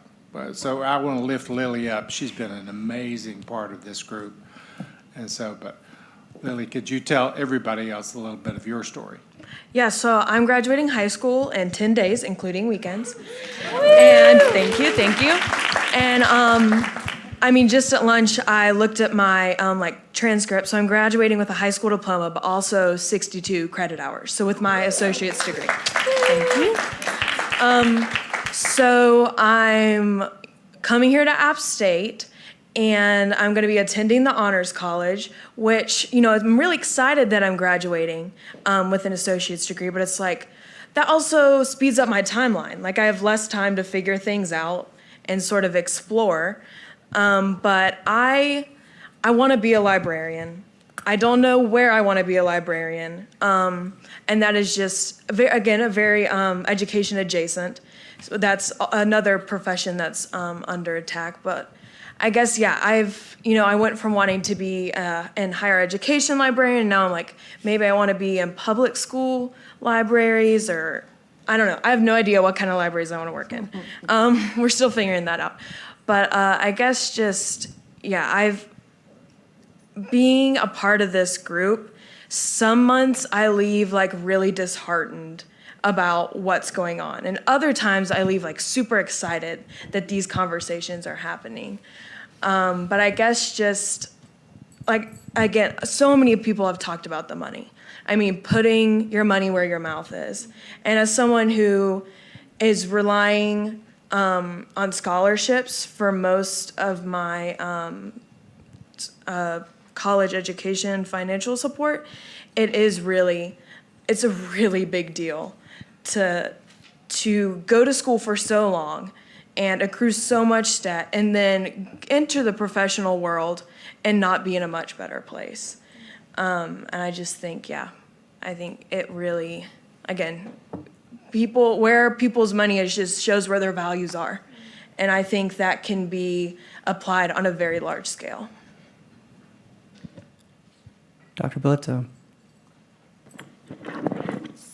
So I am a 20-year veteran of education, getting ready to pursue a doctorate degree and take on my own debt without any pay on the other side of that. So I will say, hearing all this today, after 20 years, I still live on both sides of the coin. Between the two, I do believe that we have the best job on earth. When I walk into my building, I do feel real joy. It is my happy place. And so I want you to hear that. Elementary ed, I work in Surrey County. Okay. That is my truth. It is hard work, but it is hard work, and it is the one place that I've thought about the other side. I get it. And so that's why I say, like, you both speak to me in so many ways, because I hear your joy, and it's real, and it'll stay forever. And I hear your frustration. And I do think there's a lot more that we can do to help that. As a principal, sometimes you feel like you want to do more, but you can only do so much with the resources that you have. And so I guess I don't really have a question or anything to say other than, like, I feel you both, and it is both realities for educators even after 20 years to think, am I going to do 10 more when I could do all these other things? But then I go into my building and it's just there. And so I think for all educators listening, for future educators, just know, I think we have to be our best brand ambassadors. That's what I hear today. Patrick and I do a lot on marketing, and I continue to say the best brand ambassadors for education are educators, and we are not withholding that role. And we've got to do better for that so that we have a brighter future. And you know, you're still helping us in higher education, and so I think we just all got to speak in a voice that says, how can we do better? Because we've got to do better for these folks and for the Lilies of the world to make sure that we're all together in this journey, because the journey is worth it. It is. I hear you, and I still daydream about like lesson plans. I will hear something or see something, and a lesson plan idea pops in my head, and I write it down, because there's a part of me that wants so badly to be in the classroom. And I 100% agree that we have to be our own advocates, but I do just want to also say that my decision to not go into the classroom was directly tied to legislative decisions, and that the state legislature has directly undermines our own advocacy for ourselves every day with their decisions and their policy. And we can be our own advocates and hop on social media and share the good stories, but when politicians, state politicians, and the state legislature are making decisions and supporting commentary that makes us the villain or undermines our professionalism and how much time and resources we put into our pedagogy, and then also takes away financial compensation and takes away benefits, we can only advocate so much. And I don't understand exactly your relationship, but I hope that there is a change, because there's been a lot of talk for as long as I've been in school, which has been 6 years now, about maybe master's pay will come back. Maybe they'll give you some support. Maybe they'll actually give you a raise rather than a bonus that after taxes is dwindled down to a couple $100s. It hasn't happened. And I'm happy to be here. I'm so happy to be advocating and telling my story. But I'm also and I'm sure you all are, right? We're all fed up. And I'd like to see some actual change, because I would love to be in the classroom again. I would love to be. Thank you very much, Shiloh. I want to just double click on Donna's point very quickly, because we've brought one perspective here, who is, this is real. This is very real. The experiences Shiloh's had and the people that she knows. We're also going to hear later from Dr. Jenny Korn, who's going to show us teacher working condition results that will show a wider lens. And so, it just as Dr. Bledsoe was saying, holding both. I'm not doctor yet. Okay, sorry. And to Ms. Kamnitz, is to your point, it can feel helpless, but we're starting here for perspective. And we're building towards work. This is our work. We can't be helpless. We've got to be helpful. Thank you. Rupen, can I Yes, close? of course. First, I want to thank our 4 aspiring teachers. We need you. We need you really bad, and we can't wait for you to get in the classroom. Hang on to that spirit that you got. But to you, you have such courage. It'd been a whole lot easier to go do something else this afternoon, but we really needed to hear what you said. And it takes unbelievable courage to speak the way you did, honestly, especially to power. And not just in a small way, but in a really impactful way. You've helped every kid in North Carolina today by what you said. And you've inspired us to do more. So thank you.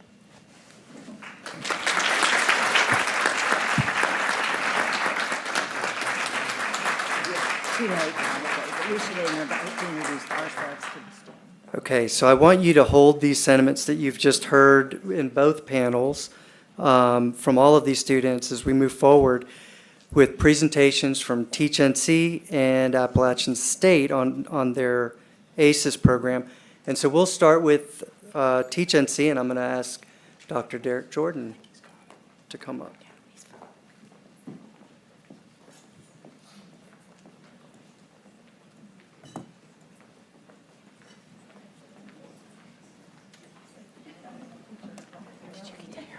Good afternoon, Mr. Chairman, Superintendent Truitt, members of the board.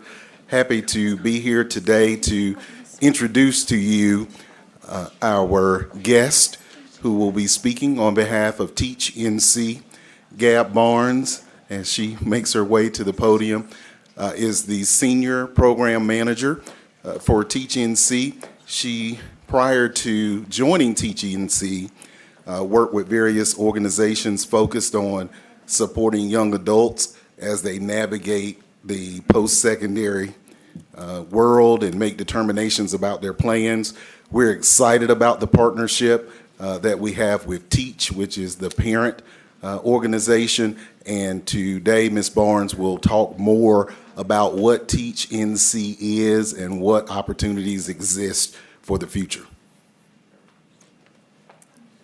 Thank you, Dr. Jordan. Good afternoon, Superintendent Truitt and board members. I am very happy to be here.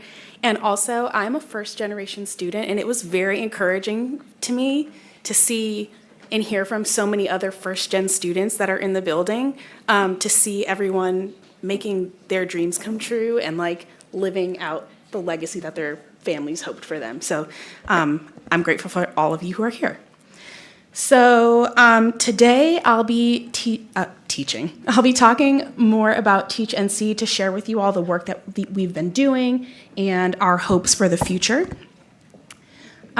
Teach NC is a statewide, let me tell you about the agenda first. So I'm sorry, y'all. Can you go back one? Thank you.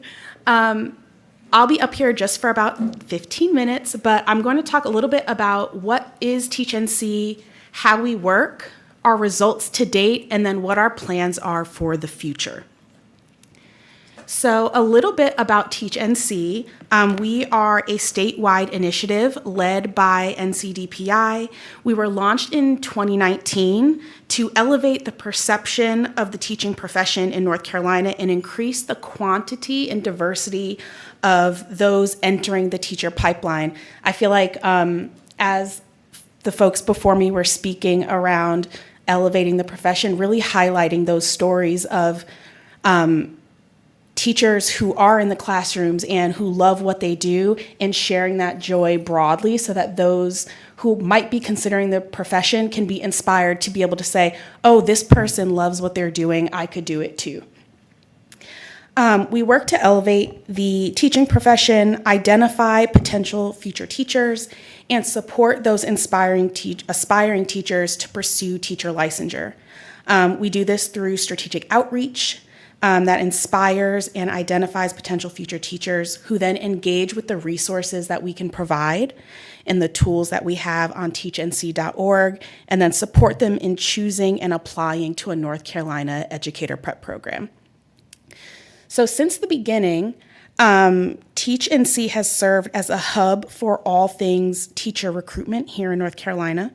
We work with NCDPI, teacher prep programs, and school districts to extend their capacity and encourage their prospective applicants to pursue the teaching profession and submit an application to a North Carolina EPP.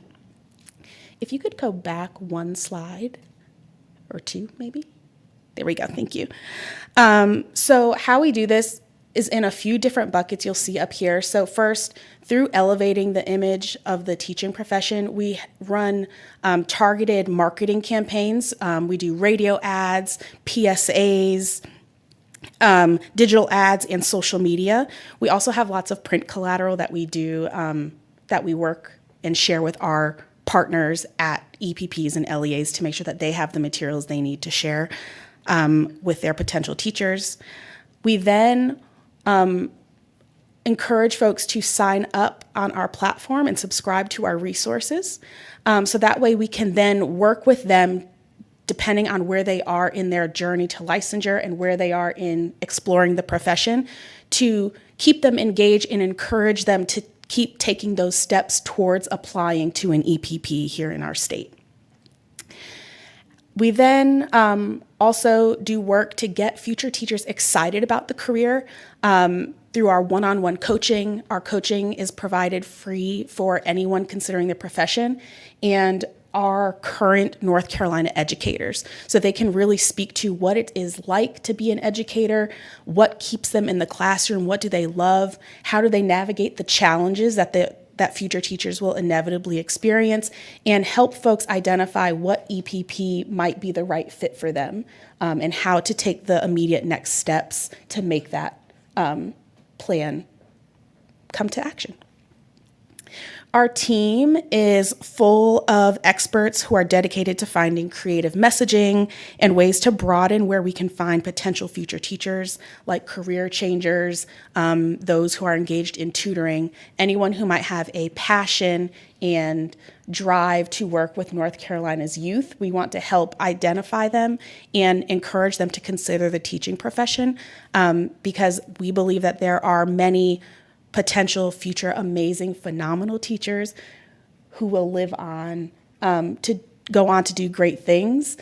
They just don't know what the next steps are yet, or they haven't even identified that teaching might be a pathway available to them. Next slide, please. So now I'll talk about how this work gets done.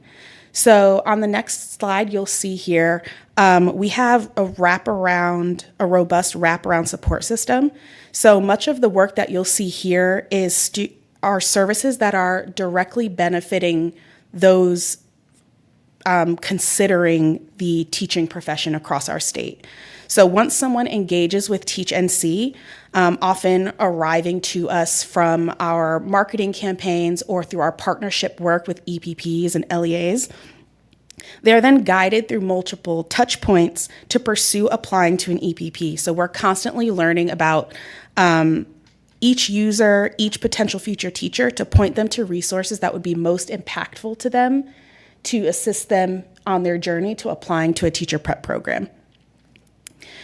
While all of those cultivation activities are happening, we're also running continuous marketing campaigns like those PSAs and TV and radio ads that I mentioned earlier, and search engine optimization. So we want to serve as a hub for all things teacher recruitment. So if someone goes to Google and says, how do I become a teacher in North Carolina? They can find all of the resources they need on the first line to really take out some of that guesswork of having to navigate multiple places to find different pieces of information. We want to consolidate it so we make the pathway more clear, so that way those who are interested in the profession aren't dissuaded by the complexity of how to get there. So while that last slide was very tech-based, I want to also emphasize that while we do have robust technology and support that benefit future teachers, we also have real people like me who are on the ground and partnering with EPPs and LEAs and wherever future teachers may be to support the North Carolina teacher pipeline. So here you'll see I'm focusing on school districts. We help them identify future teachers within their community, whether that be non-licensed staff within their schools and district that might be interested in teaching, or students who might be budding North Carolina educators and just don't know it yet. So we want to help LEAs identify the talent within their walls and within their schools and beyond. And so to do that, we've developed a school-based personnel survey. Last year, 21 counties participated. And what we found is that of those who completed the survey, nearly 90% of unlicensed staff were interested in becoming teachers. They just didn't know how to, what next steps to take. And so we want to help districts identify who those folks are, so that way the district can help them, but also that we can partner with them to help support them. So our goal is to increase LEA's capacity to support those who may be interested in teaching to really move into the profession with confidence and feeling like they're making the right choice for them, and they have support along the way. We've also created a Spot a Teacher campaign. This is geared towards students, where students can nominate themselves or their peers as potential future teachers to garner some excitement around the profession and really help students see themselves as future teachers and also see that others can see them as future teachers as well. So I think of myself like in high school, had a teacher or someone pointed out like, oh, have you considered teaching? I could have potentially gone that route. I just didn't know that that was available to me or that that was an option. And so in this Spot a Teacher campaign, the hope is that there will be more students considering the teaching profession because something has lit in them, and then they can go on to have those conversations with their school counselors about their career and college options and what they might want to explore, seeing if teaching might be the profession for them.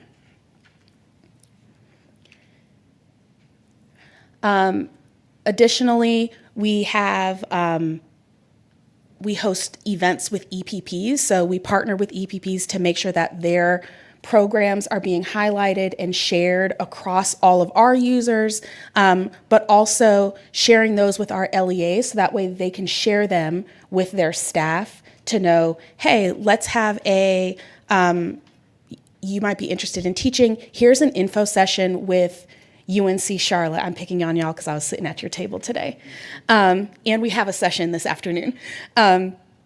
Here, come speak with UNC Charlotte and hear about all the programs they have to offer. So we already know that EPPs do an immense work recruiting applicants to their programs and supporting them through the application process.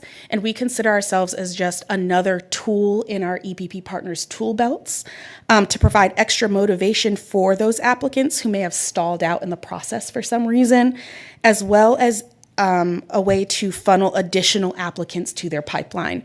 So, for example, we highlight their programs on our platform. Again, we have over 40,000 folks who have signed up to use Teach NC's resources, who have indicated an interest in teaching. And we want them to be able to know about every EPP in North Carolina that's available to them. And they're able to, users and potential teachers are able to filter through the over 90 different EPP programs in our state to find, okay, which ones might be the ones that are the best fit for me. We also, in those co-hosted sessions that we have with EPPs, we heavily market those through our social media campaigns and our email campaigns and through our partnerships to raise the awareness of what programs have to offer and encourage those who may be interested in the profession to attend. And then we also offer up to $100 in fee reimbursements for those folks who show interest in applying to an EPP. So if they come to Teach NC and decide, oh, I do want to become an educator and I think this EPP might be the one for me, once they apply, we'll reimburse them up to $100 of the cost of that application. So that way their first barrier into the profession isn't, but there's a $75 application fee and I don't know if I want to take the risk to pay that to see where it might lead. And then we also offer scholarships and other additional recruitment tools.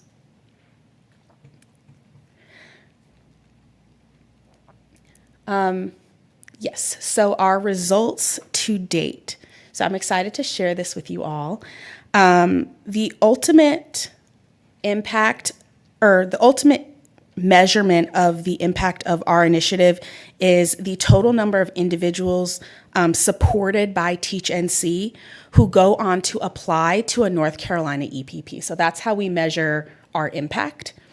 This measure demonstrates our ability to successfully recruit individuals, but also cultivate them over time. We found that there are people who sign up for Teach NC maybe in 2019, who in 2022 finally decided to put in an application to an EPP. And we're in constant communication with those folks. So we really look to increase the capacity to be able to engage those who might be interested in the profession and consistently work with them to encourage them to continue on that pathway, even if they showed interest 2 years ago versus 6 months ago. In our first 4 years, we supported nearly 6,000 applicants to North Carolina EPPs. Just in the academic year of 2022-2023, we supported more than 2,200 applicants to North Carolina EPPs, 51% of those identified as people of color, which is part of our, important to our mission as well.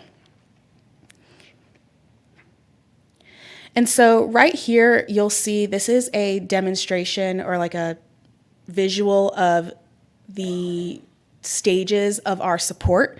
So first, in this first bucket is inspiring folks. So we want to get prospective teachers or future teachers excitement and interest in the profession to where they'll visit our website or visit our platform. So since 2019,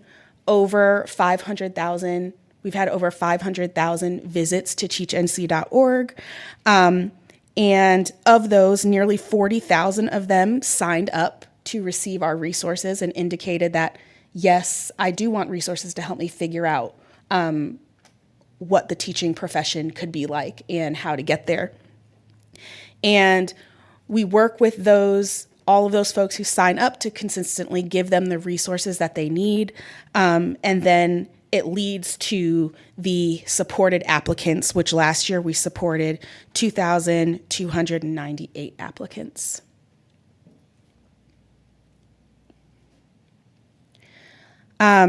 This right here is just wanting to illustrate the efficiency of our initiative. This slide shows how much it costs for us to support each applicant in applying to an EPP. Each year, we've become more and more efficient with our funding.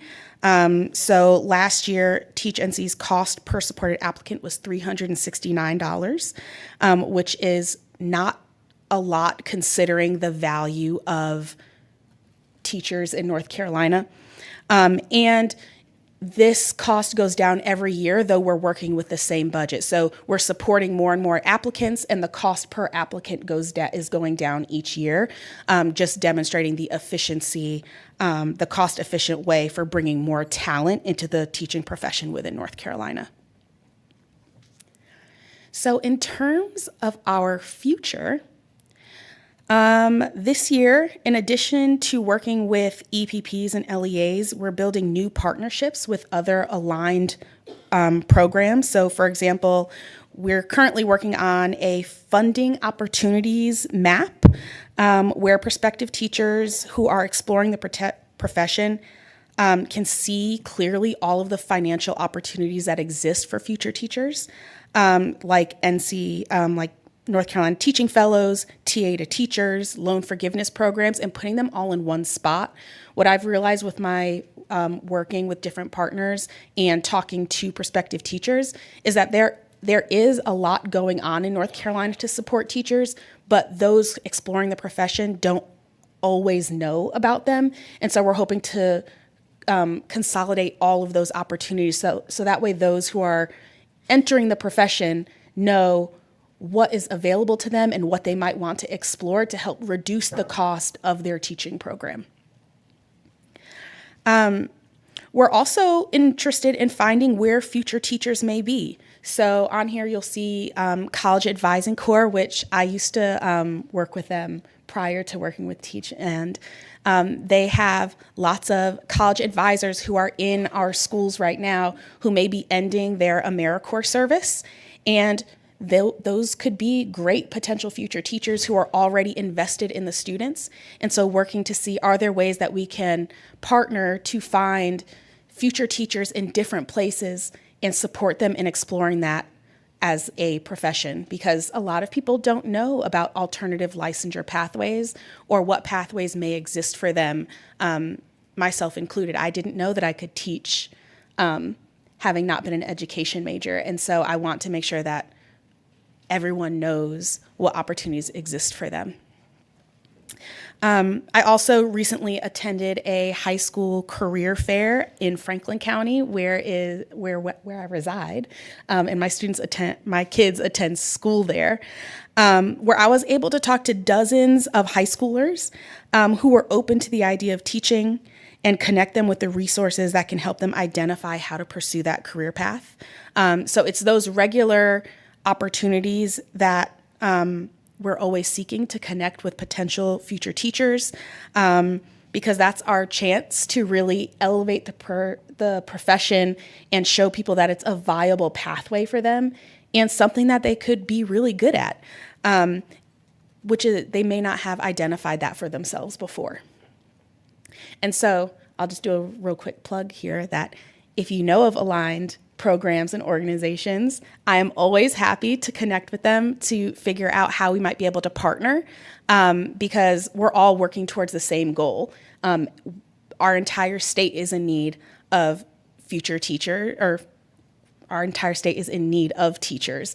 And so in any way that we can support in finding where those future teachers are and help them apply to the EPPs, I'm always open to figuring out how we can do that. And then, of course, deepening our partnership with LEAs and EPPs. I'm excited about some of the new offerings we have, including that Spotted Teacher campaign, where students can nominate themselves or their peers.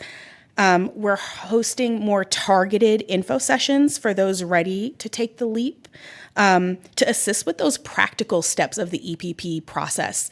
So what I've noticed in working with folks who are interested in the profession, they know that they want to teach, but it's the little steps along the way that can trip them up. So how do I find an EPP that fits my needs? What do I do to actually apply? What financial aid is out there for me? And so we're hosting sessions in kind of like co-working sessions to help work with individuals in groups or one-on-one through our coaching to complete those steps, so that way they have the support they need to work through and ultimately apply to the teacher prep programs.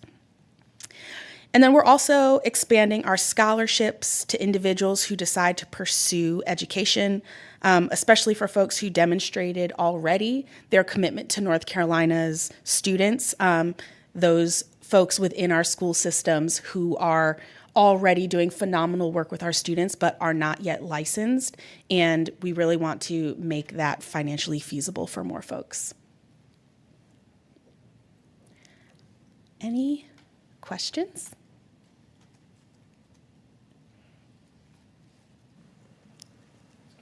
Just a quick question. This is year 4 of the program, but so the data that you shared with us, this past year was the number of people who had applied to an EPP? Yes. Are you going to, I'm assuming that you're going to do long-term follow-up with those folks? So we're working with DPI now on a strategy to follow where those folks end up after applying to the EPP. So right now, we don't have that data, but it is something that we're looking to build in, and definitely something that we talk about regularly. Good. Goldtrain. I just wanted to acknowledge how vital Teach and C's been to a partnership with us and DPI on some GEAR funds the governor allocated for licensure exam my support. goodness. They have been reimbursing teachers for exam fees they paid, but also have set up a series of boot camps and provided vouchers and other supports to help teachers who need a little bit of extra support in passing their exams, and have served, I think it's now over 5,000 teachers, Yes. if I remember right.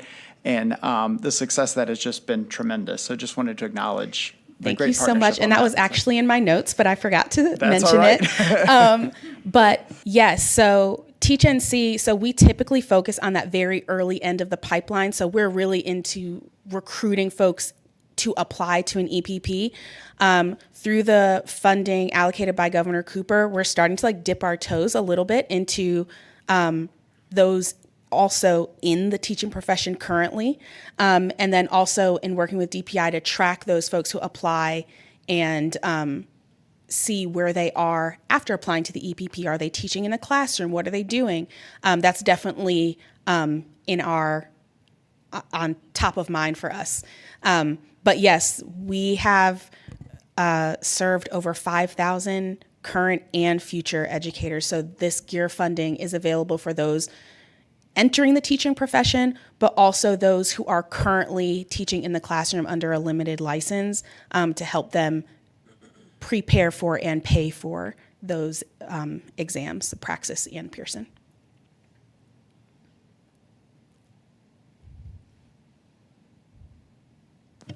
Thank you very much. Thank you. Appreciate it.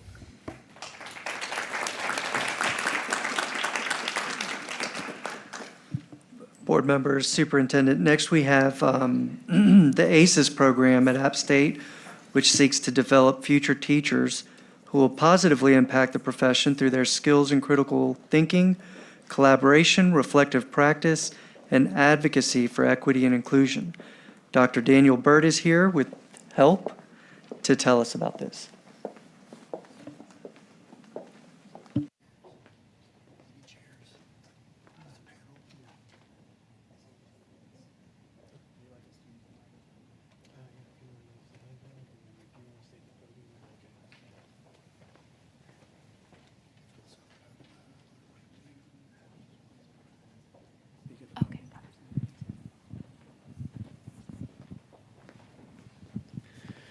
Good afternoon, everyone. Welcome to App State. We are so glad that you joined us this week. And my name is Dr. Daniel Bird. I'm the Director of Teacher Education, and I'm also the Campus Director of the North Carolina Teaching Fellows. Here at App State, we work very hard to develop great teachers, and we know that part of that means engaging our students in leadership and opportunities to work with their colleagues. And I want to also say thank you very much for taking time to speak with our students. We appreciate that. And it gives me great pleasure to introduce you to 4 of our most outstanding students who are part of the Appalachian Community of Education Scholars, which we refer to as ACES. I'll now turn it over to our students and let them introduce themselves to you. We have a short presentation, and afterward, we'll be glad to take questions from the board. Thank you. Hi, everyone. My name is Juliette Ploux. I am a sophomore here, and I'm a K-12 Spanish education major. I'm originally from Monroe, North Carolina. Hey, thank you all for making the drive up the mountain today. I hope it went well. I'm Sarah Danner. I'm also a second-year student. I'm from Matthews, North Carolina, and I'm so excited to return to Mecklenburg County to teach when I graduate in 2 years. Hi, my name is Nathan Cox. I'm a third-year student, but a first-year ACE. I transferred. And I'm from Forest City, North Carolina, and I'm a secondary history education major. And I'm Journey Barnes. I'm a junior here at Appalachian, and I study elementary education, and I'm from Denver, North Carolina. So to get us started off, just a little bit about what ACES is.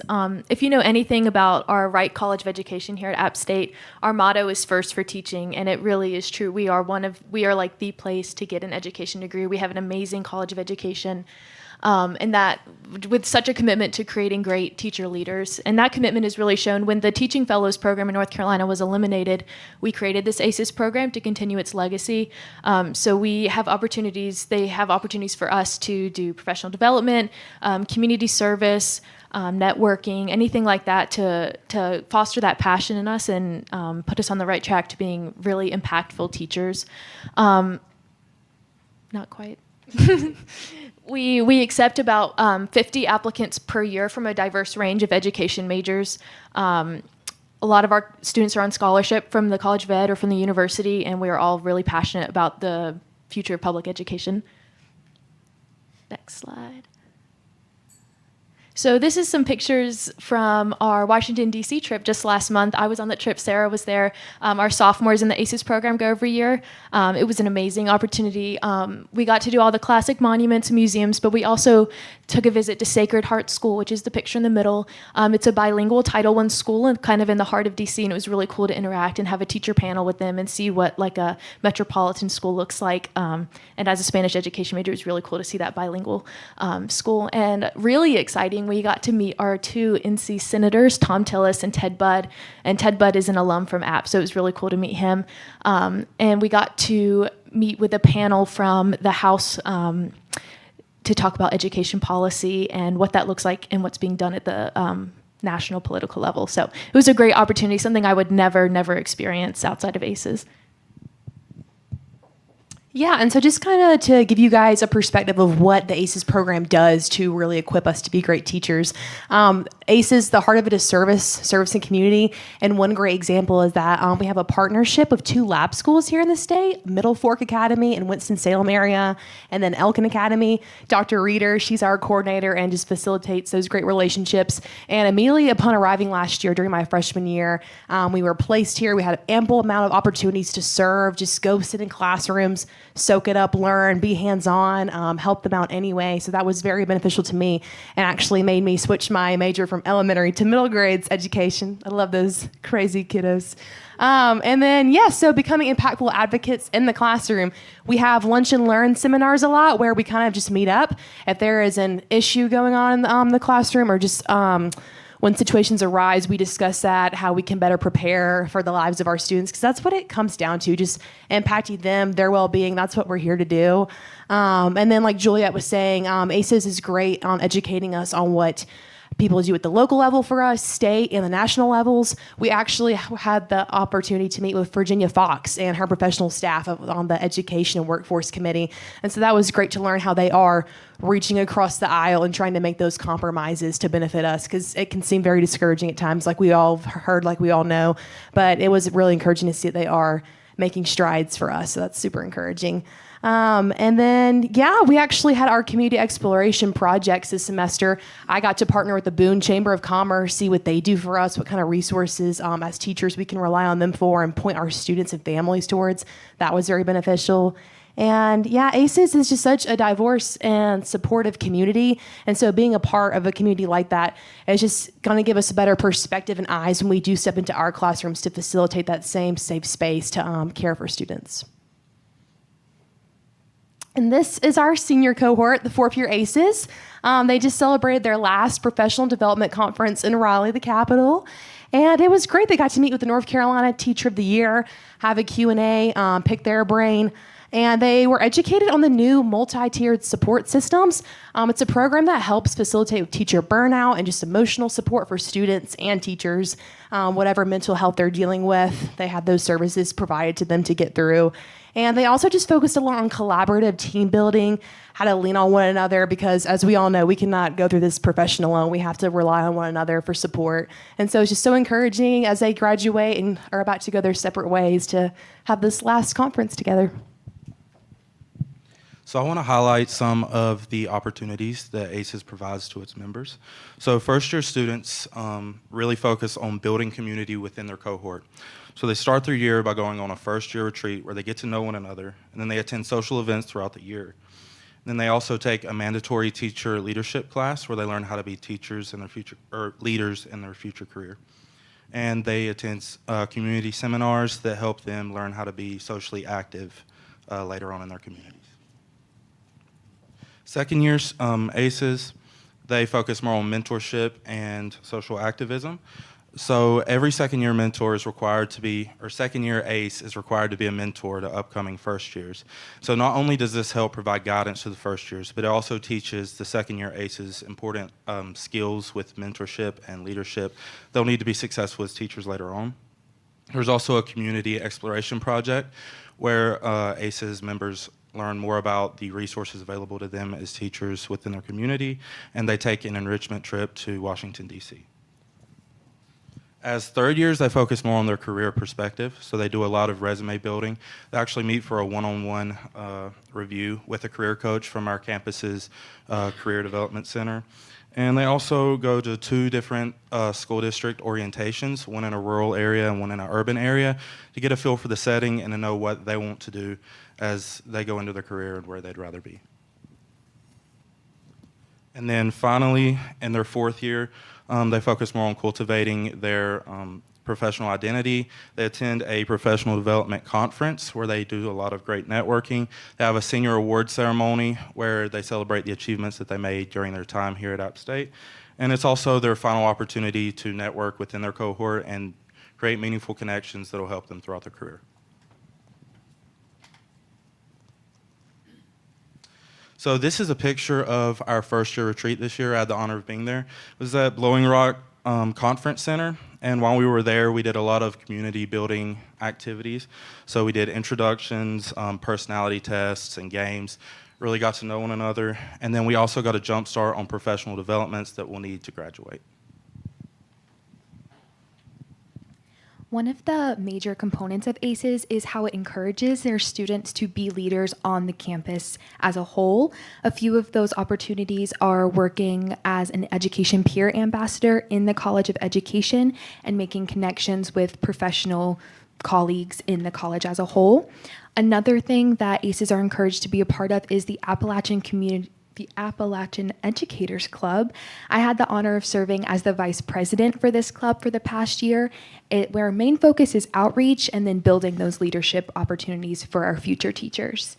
And also, Appalachian State just reinstated the North Carolina Teaching Fellows, which I'm so excited to be a part of in the fall, but we're very excited to have that back.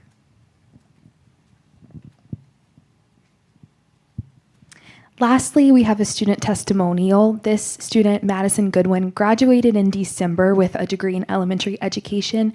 I had the opportunity to connect with Madison through the ACES program, and we actually lived together last year. The main part of ACES is that community aspect, so it really helps to build those connections. I'll have those professional connections and personal connections with my cohort and the cohort above and below me for the rest of my career.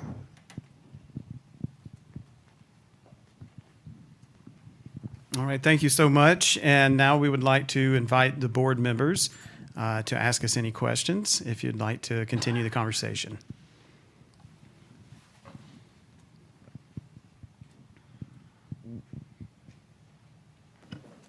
With the Teaching Fellows program coming back, is ACES going to become part of Teaching Fellows, or is it going to be a standalone program, or how's the connection between the two going to work? That's a great question. And currently, we plan on keeping both programs. I think that both add a lot of value to our students' experiences. And so the plan right now is to keep both programs. Yes. Thank you all so much for being here. I'm just wondering, it sounds like there's such a strong commitment to community while you're still at App State and part of the ACES program. Do you continue to be part of the ACES program when you graduate? The line kind of does end here, but with that being said, yes, thank you so much. Those connections that are established, I have some friends who've already graduated and they are teaching in various different counties and they still keep in contact. There's no official, I think, meetings. We need to have like a little alumni party meetup, but right now, nothing like that is in place. But that's a great idea for us to get on, but yeah. Well, we know that first year teachers need more supports than what they get. And I'm wondering if there's an opportunity here for ACES to be that support, especially in the first year of teaching. Yeah, for me, it's also more of a personal connection. When we're first year ACES, we live together in Summit Hall in the dorm together. So my roommates, they're all education majors. My roommate this year is my best friend. She's a special ed major, and we may not end up in the same spot, but we are equally as passionate. We feed off of each other, and that goes for my entire cohort. And so I think that'll be a personal support for the rest of my teaching career for sure. And thank you for mentioning that, Superintendent. I think that those connections, as our students have said, existed informally. And I think there is a lot of opportunity there for us to expand that outreach as these incredible students are in our schools. Thank you so much. All right, thank you.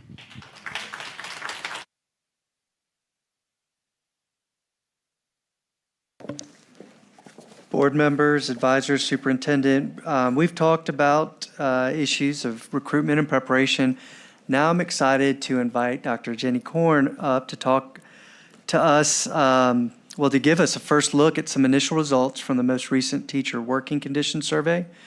Dr. Korn is going to cover some of the initial data, giving us insights into what it's like for our educators in schools now. And she's going to help us zoom in a little bit on the experience for beginning teachers. Dr. Korn. Awesome. Thank you all so much. If we want to go ahead and open up the next slide deck, I actually, like I usually do, I'm bringing you guys a bunch of data. I'm going to go over the statewide results, and then I'm actually going to have you all break into small groups and look at the data by region and kind of unpack it a little bit. But I think the site just went live, like 2 minutes ago, wanting to kind of coincide it with this presentation. This is the first time that folks have seen it. Oh, wait, Ruben, are you? Oh, it's going live, right? We waited to publish it because the site wasn't live, and now the site is live. Yes. Yes. It's given us a But if you all remember, exactly 1 year ago, like at the last planning and work session we had in the spring, you all kind of charged the Office of Learning and Recovery with updating the survey. And we spent a lot of time talking to the field about the changes that we should make to the survey. And we had a wonderful sort of engagement with educators all over the field and had an enormous response to cutting the number of items in half, to all the changes we made with the items themselves and the constructs for the survey.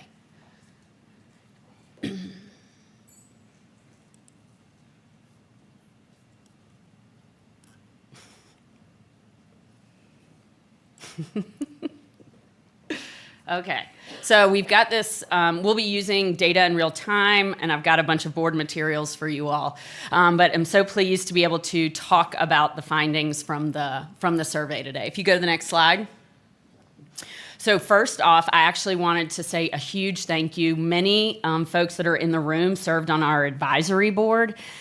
They were very patient, very engaged. We met with them regularly, got input, took input, made changes, brought those changes back to this board, and they were invaluable in improving the survey, and then also are going to continue to work with us. Your work is not done yet, and helping us think about how to maximize use of this data set. As you all know, that's something I'm very committed to. I feel very strongly that if teachers take the time to give us input, to fill out a survey, that we absolutely have to use the data to make better decisions about what's going on in our schools. So just a huge thank you to those of you in the room that went on this journey with us for the past year. If you go to the next slide, keep going.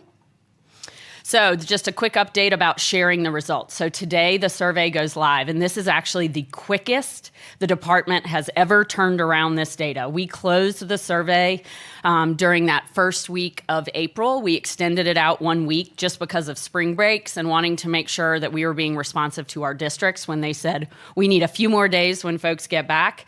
And so we were able to turn around this data in a few short weeks to be able to meet the deadline for today.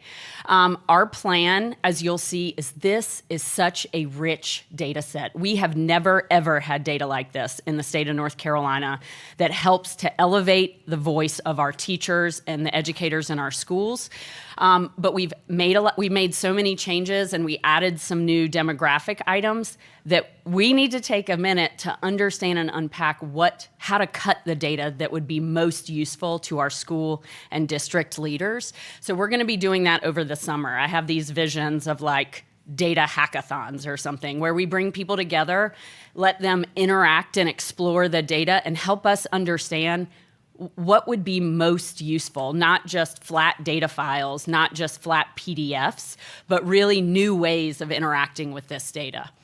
Then I'll come back to this board after getting that input from stakeholders all over the state in October with a new kind of more sophisticated, rigorous technical report that'll be presented here and hopefully in October with the intent of releasing it sort of as part of the AIM conference and being able to dig into the data there. We have gotten some feedback that many folks around the state would like us to consider doing this survey every single year to make it an annual survey instead of every other year. But there's just no way to do this amount of work for the same budget. You can't do twice the amount of work for the same budget. And so if that is kind of the choice of this board, if that's something that the State Board of Education and DPI wants to take forward, it would need to be a long session request. So that would be a partnership and a request that would go to the legislature after input from the board. If you go to the next slide. So preliminary data released today, really what we're able to push out this quickly is what people have seen in the past. Item level analysis, percent agree, and I'm going to talk, and we're releasing school, district, region, and state level data. But the data hasn't been disaggregated really in any way except what we put together for you all this afternoon. If you go to the next slide.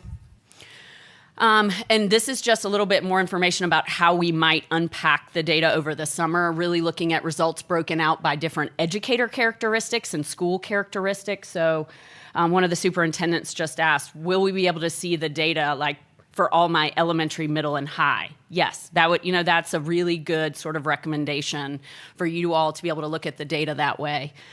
Correlations with student learning outcomes. So which items are most highly correlated with positive student learning outcomes? Because those are the ones where those are the levers we need to be pressing. Response patterns within and across domains, comparison of responses to items that are the same over time. A quarter of the survey, so 24 items, are the same kind of almost since the survey started.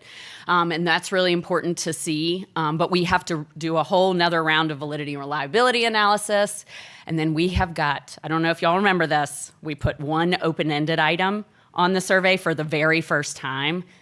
And it is going to take us a second to unpack all that. So we will come back to you with an analysis of that. And then also some peer district comparisons. I know that's something from my work with the superintendents, like how they think about, well, how am I doing compared to other rural districts or other urban districts? If you go to the next slide, keep going. So this is some of our big numbers. So we increased the minimum response rate to get data back. We had 96% of schools get above a 50% response rate. That is enormous. We broke the 100,000 mark. We had 102,000 educators respond to the survey. It was right at about 85% response rate. Of that, about 85% of those are your classroom teachers, and about 15% were licensed school services personnel. If you go to the next slide.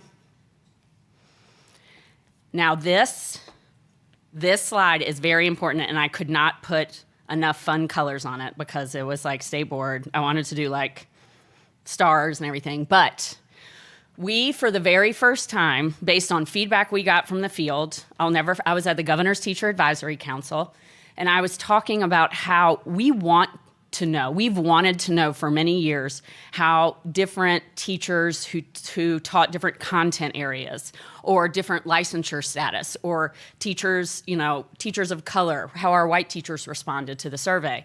But we had never put an item on the survey before because of this deep and abiding concern and wanting to protect anonymity. So I was talking to the Governor's Teacher Advisory Council about this, and I don't know if any of you have presented to them, but we really got into this question, and they were like, why don't you just make it optional? And it was such a wonderful recommendations, and we were like, okay, let's see what happens. Let's make it optional, see how many teachers will respond, because that will give us an idea of how concerned they are about that, how much they want their voice to be heard in this way. And we had 95% of teachers respond to indicating their content area and indicating race. We had 96% tell us about their licensure status. That data is data that we have never, ever, it's 95,000 teachers were willing to share. And like, this data makes me feel like we have this great responsibility as leaders to both protect their anonymity, but also elevate their voice in these ways.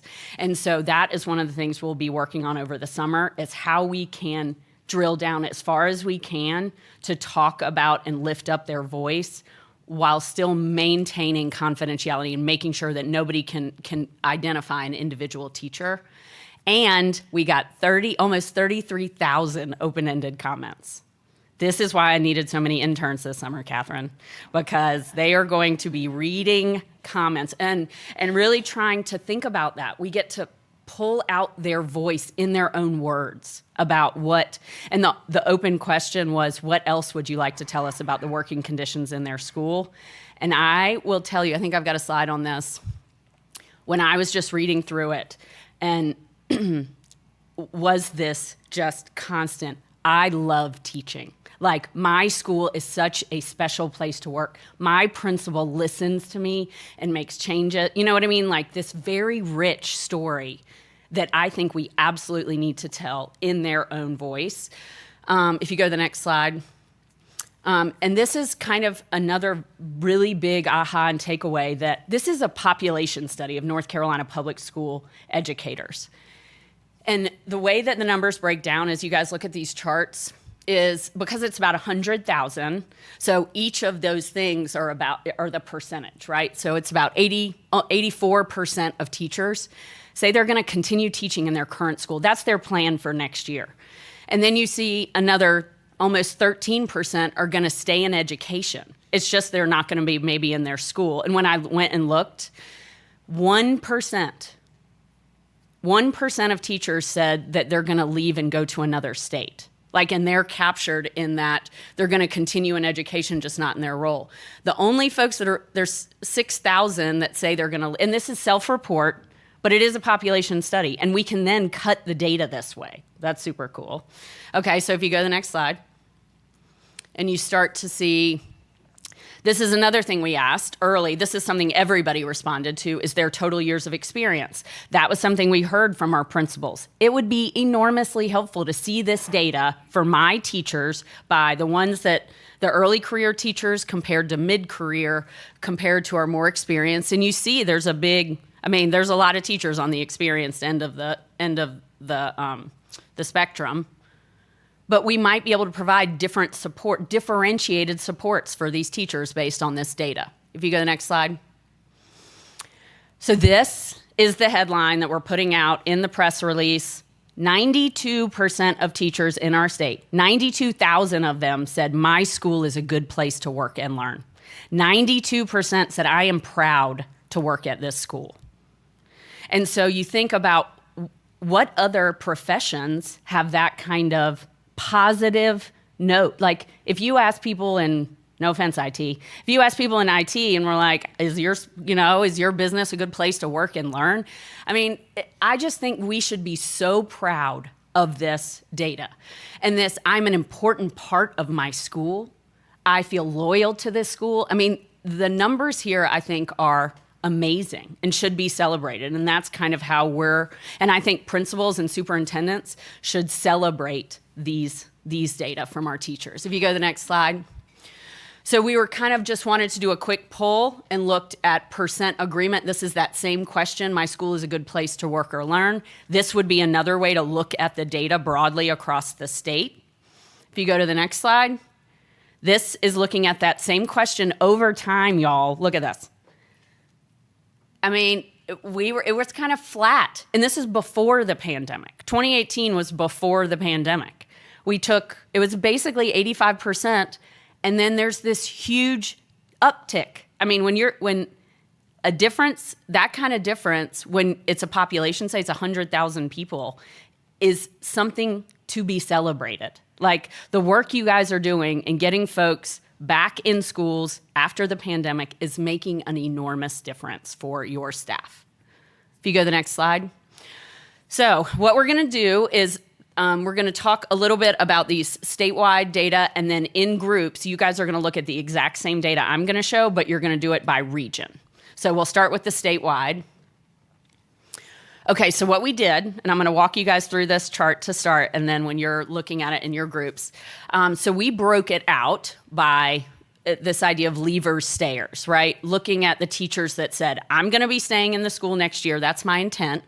I'm going to continue in education, but not necessarily in my school. And they could have said, go to another school in my district, or I want to become an administrator or a district, somebody at the district office. So that's the purple guys.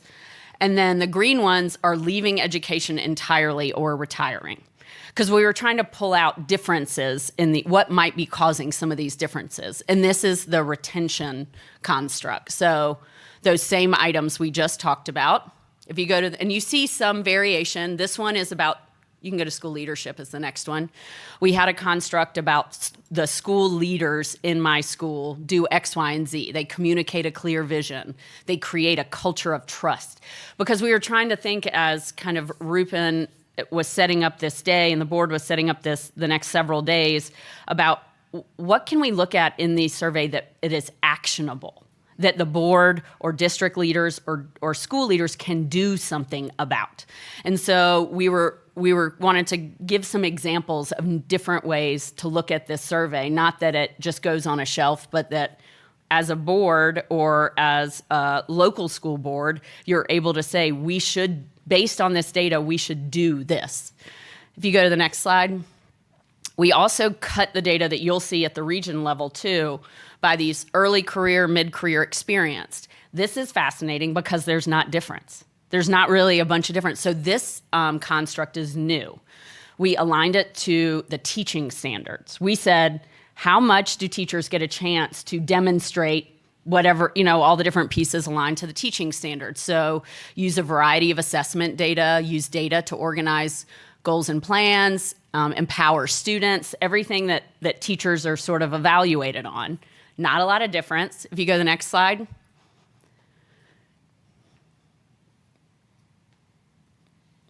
You see more variation here. This one is about, this is about instructional support needs. We added a section asking teachers, what are the top 3 things that you need to improve instructional practice? And I thought it was fascinating that the one that most teachers selected is observing other teachers teach. Like from a resource perspective, that's something that we can schedule, we can coordinate inside the school, and that your early career teachers want that the most. 54% of early career teachers said, I just want to see other people teach. You know what maybe they're less interested in is teacher conferences. But the mid-career and the experienced ones, they're the ones that want to go to that, And I just think that there's ways to use this data to target and be strategic about use of of not that many resources. Anyway, so that's what the instructional support needs. And then this is just a quick summary. This is in your board materials too, of just some of these open-ended items. We did a very quick pass to try to pull out, and these are the kinds of topics they're talking about in the open-ended summary. We will get into that with you guys later this summer, but just so you can see again, 34,000. Okay, so now I think we're gonna get ready to break into small groups. If you go to the next slide. So these are our small group assignments. I feel like I do this to you guys every time. And so what we're going to do is Rupen and I said you could stay at the main table or go to one of the side tables. And I know there's a bunch of superintendents here, I tried to group you guys as you were coming in. But if you don't everybody here is friendly, so feel free to join some of these groups. And then if you go to the next slide. So these are the instructions. So there's a link in the board materials that takes you to a packet. And inside that packet it's broken out by region. It has the list of the groups at the top, who your small group members are. So this is what we want you to discuss. Based on this data in my region, and we have 8 regions identified, what seems to be working, what maybe is not working so well for the teachers and educators in this region. And these are the kinds of questions Rupen's going to be asking you over the next several days to continue to think about. What can be done through monitoring, messaging, and supports to help districts and charters create and maintain a positive work environment for teachers and other staff in this region? If you go to the next slide. And so we've got those same graphs we just went over at the state level. They're just drilled all the way down to the region level. And so you'll be looking at the stayers, leavers, and you're going to be looking at differences in retention and school leadership. One more slide.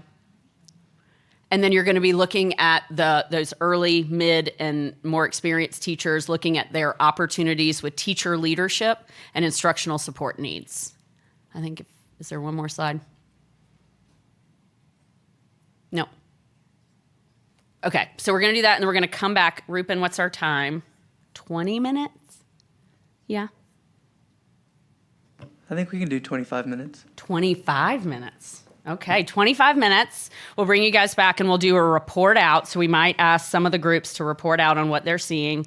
And then I'll wrap us up with just a couple of recommendations for folks in the field about using this data, some new resources we put together. Okay. So maybe Rupen just put back up the groups, maybe? Oh, you already did it. Okay, thanks, guys. So at 3:25 come back? Thank you.